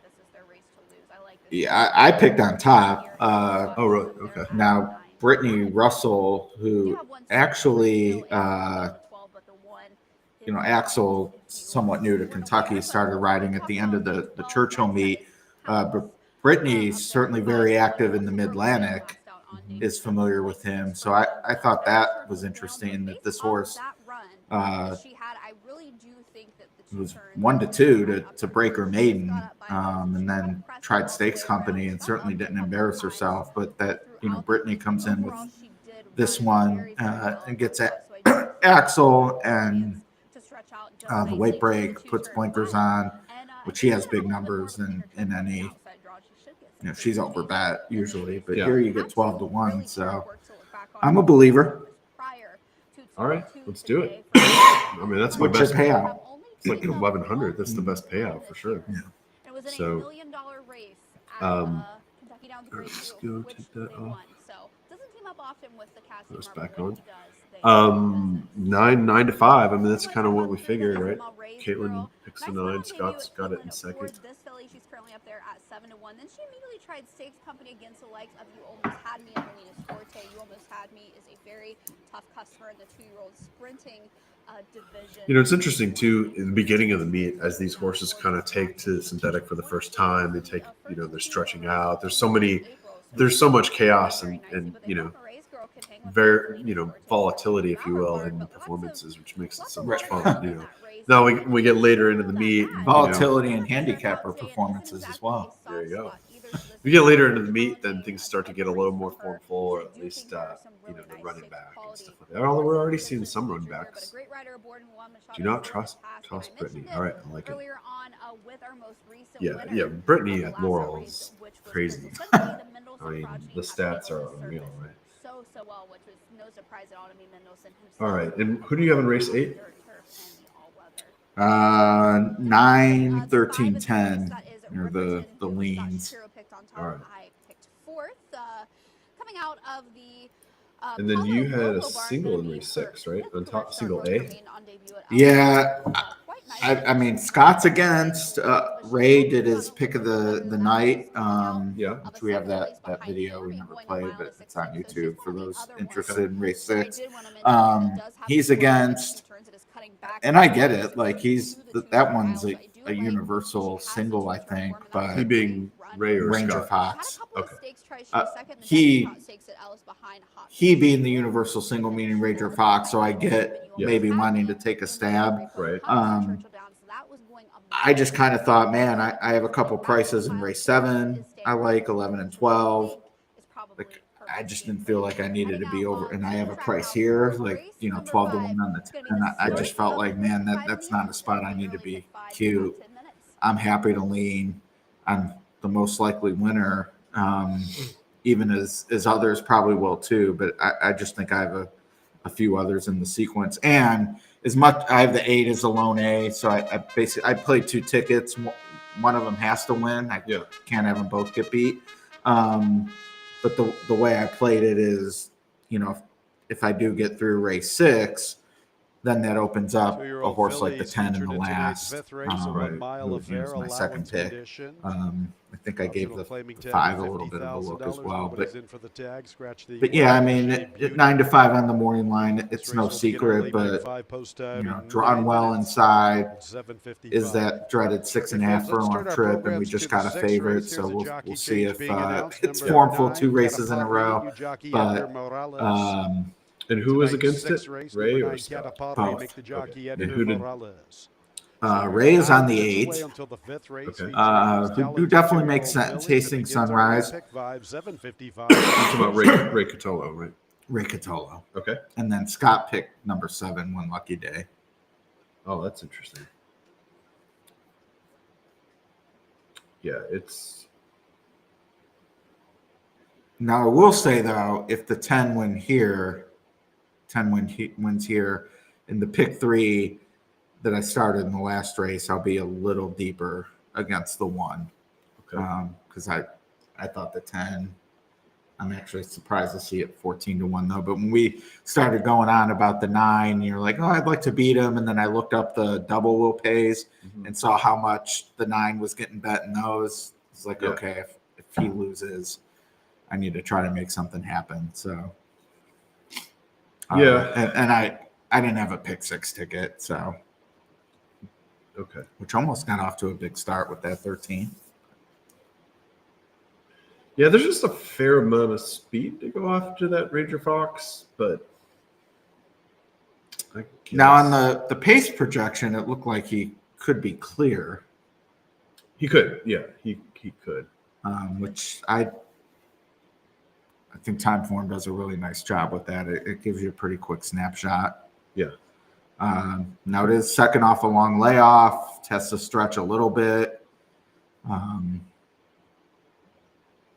But you like the 4 certainly a have the little right bit. connections. I think I might go 1-4 there, just to get one alternative to the big favorite. Holiday House. Yeah.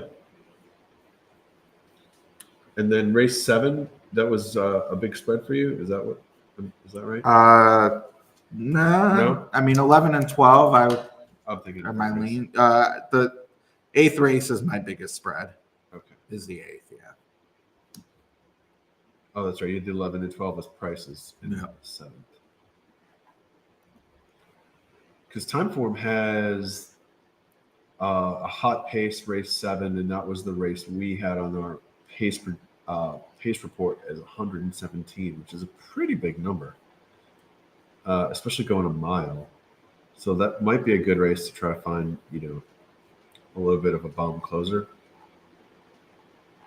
Did you say bomb or bum? Bomb. Oh, yeah. Sorry, I'm a little stuffy. But getting a bum home at a big price is okay too. Yeah. Anything at a big price, right? Yeah, Mr. Creed knows on dirt, pretty low level, admittedly, at Horseshoe, Indianapolis. But first time claim for Chris Davis, Walter Rodriguez. But that was, according to Brisnet, a super slow pace with a full field. Was just kind of mid-pack in trouble, got shuffled back, and then never really, got a run going late. But based on that slow pace, that sort of makes sense after the shuffle back. Just nothing to run into.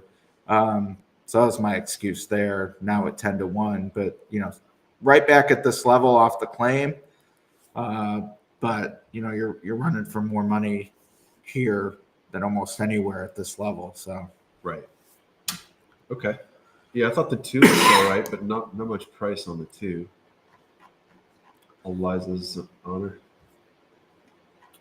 Yeah, if there were no odds, yeah, I would say 2, 3, 11, 12. But okay. because with the outside posts and the prices, I agree with the morning line. Yeah. I just 11 and 12 make more sense to me than 2 or 3. But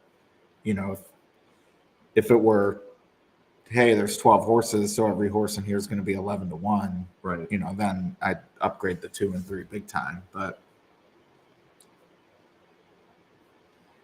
that is a big drop on the deuce, though, for sure. Mm-hmm. Just a lot of pace in that race, so that's 4 what I'm minutes. trying to They think, pick what 5 could in less come than off 4 minutes. off the pace there. Yeah.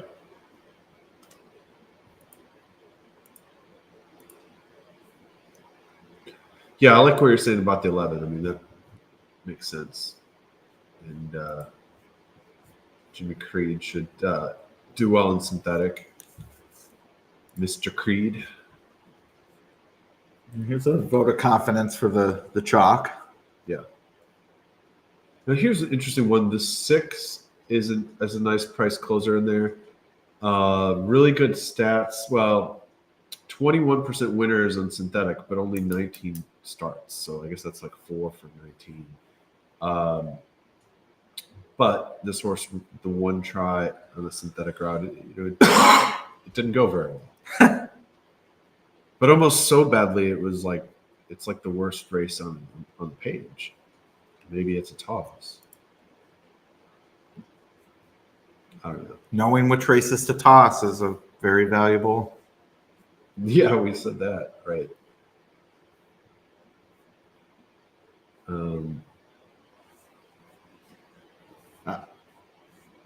I'm stunned at the 10 being 12-1. I wonder what our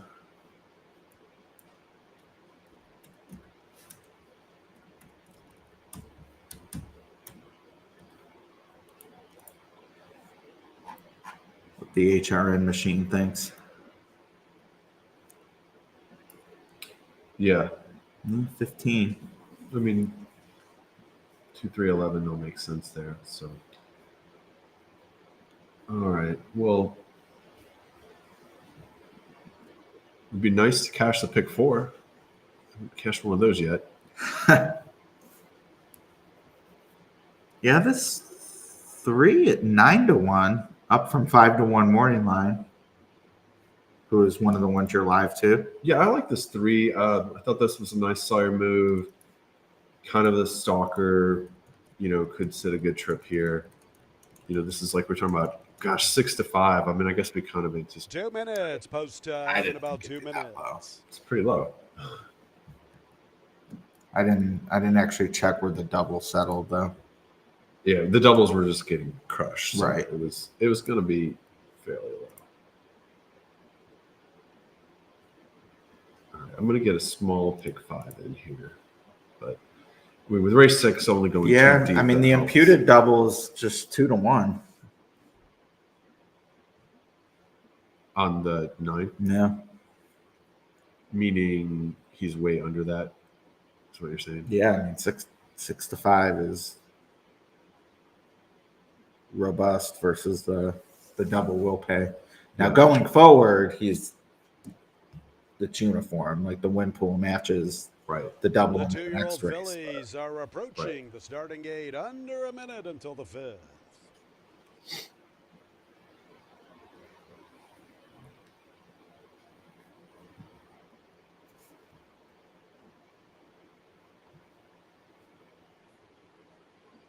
Well, good luck everybody with the fifth, and especially if you're good alive plan. to cash a pick 3, 4, or 5.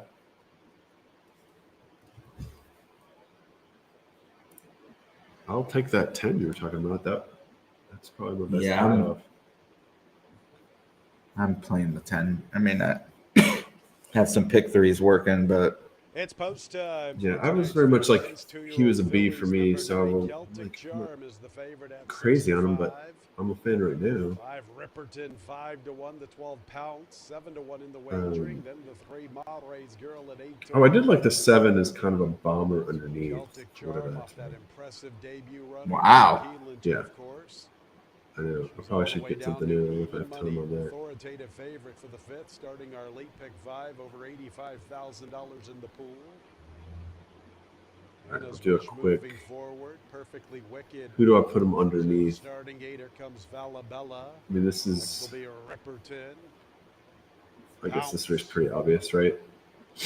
Pounds undefeated. 3, 5, 8, 9, 12 are your most logical. With Ripperton.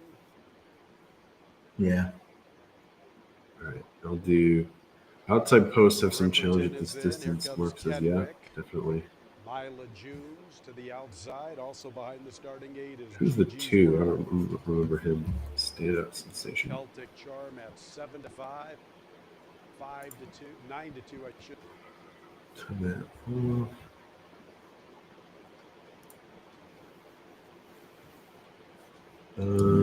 that off. It's hard to say, like, oh man, yeah, I didn't like the 9 at all. I mean, I had as an A. I just never thought he'd be this short, so Yeah. I didn't use. Yeah. Another 5. I did use against, underneath yeah. it if it's 10-9.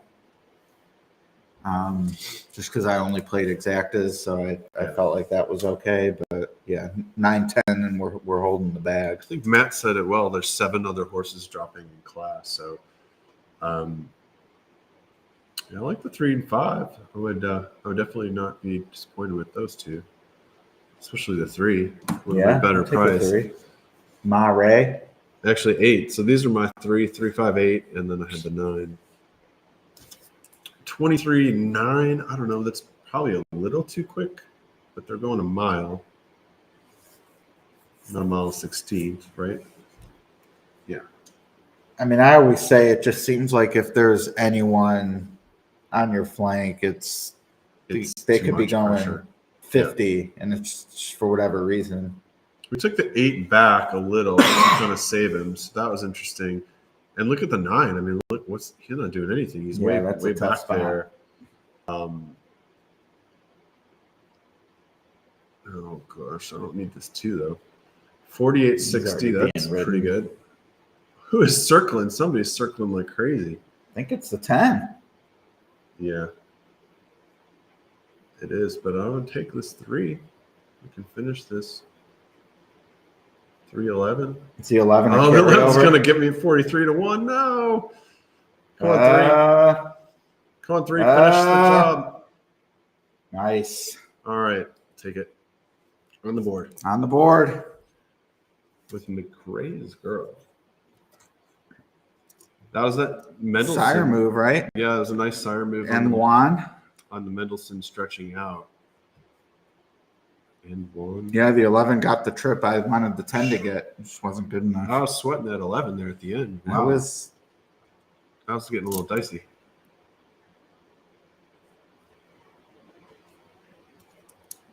And I started something out, so that's good. 800 on the pick 4, so that'll play. 139 and 70/100. Yeah. Final Man, time. who is that 11? Churn, baby, churn. Churn, baby, churn. That 11 was girl. How about the cruising. effort from the 11, Falabella, at 43-1? Boy, He had just a circled. I'm powerful like, stride oh my inside the god, final that horse has got furlong. a ton. 9 Celtic Charm was just about last at the 5/16. That was the outside, nowhere Adam there to go. Bishiza and Had to John eventually go to Ennis. the inside. Came with a good run, but it's This for a gets on mile. the 3? This gets on the 11. Fourth is Oh, very tight, wow. Yeah, the involving 3 was the standout sensation Machado. and perfectly Oh, wicked. right. So nice race on 11-9 Machado. in And the first, 9 at fourth, 6-5, 139 third. and So 70/100's the final not really time. not effective. So that's a situation. I mean, I lost. The 10 was nowhere, but I was looking like, man, I don't like the 9. Checked in fourth for the Occasionally, if I don't like a favorite, I'll box 4 or 5 maybe. I'm very glad I did not do that there. The 11 would have been. I'm not sure there's any situation I get there with the 3 on top. So I mean, the 11, the turf race at Indy was decent, and then there's an English Channel you were talking about for the other horse, and then I mean, it ran in the slop. It won, but it was just a really slow figure. So that's, I guess, why you get the price. But wow, that was quite the close.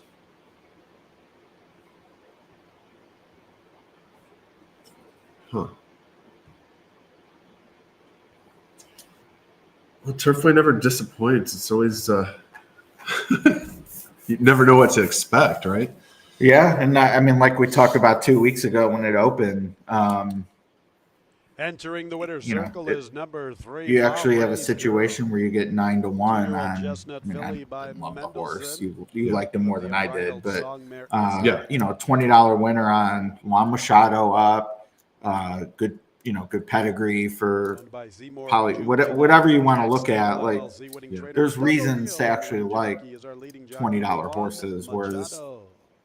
I played Mahoning a bunch, and I feel like, you need to get lucky to get the $20 horse there. Like, there might be one small thing you like, but the favorite looks so good. So there, it's like, well, the favorite has to run bad and be right about the 9 to 1. Whereas here, it's just I like the 9 to 1, and you still need to beat the field, but it's a different vibe with the payouts to match. So yeah. Now I got to go back and do what I could have, should have on that first race, right? Because if that firster holds on at 5 to 1, that's a pretty usable pick 5. Instead of the 20 to 1. Yeah, but I'll get 4 or 5, which I gotta say I like the 4 or 5s when because I miss you. In my opinion, you miss way more often, especially a tougher place like Turfway. Yeah. So, now it's easier to go 4 or 5 than 0 or 5. Yeah, probably. That's assuming you're not trying to go 0 to 5. Mathematically, I can see that. Yeah. Well, that's what. Yeah, I mean, like last week, I kept going 3 of 5, which is so frustrating because it's like if I think it was Saturday, I went 3 of 5 on both. If I could have gone 4 or 5 on one and 2 on the other, I would have taken. Right. Got something. But, actually, this 4 or 5 could the middle 3 tonight's 5th race is official. 3:11.92. So the this top 4 pick, finishers. No favorites. One favorite. 29,000 on the pick 5. 50 cent trifecta, $1,577.44. Big. Another big exacta.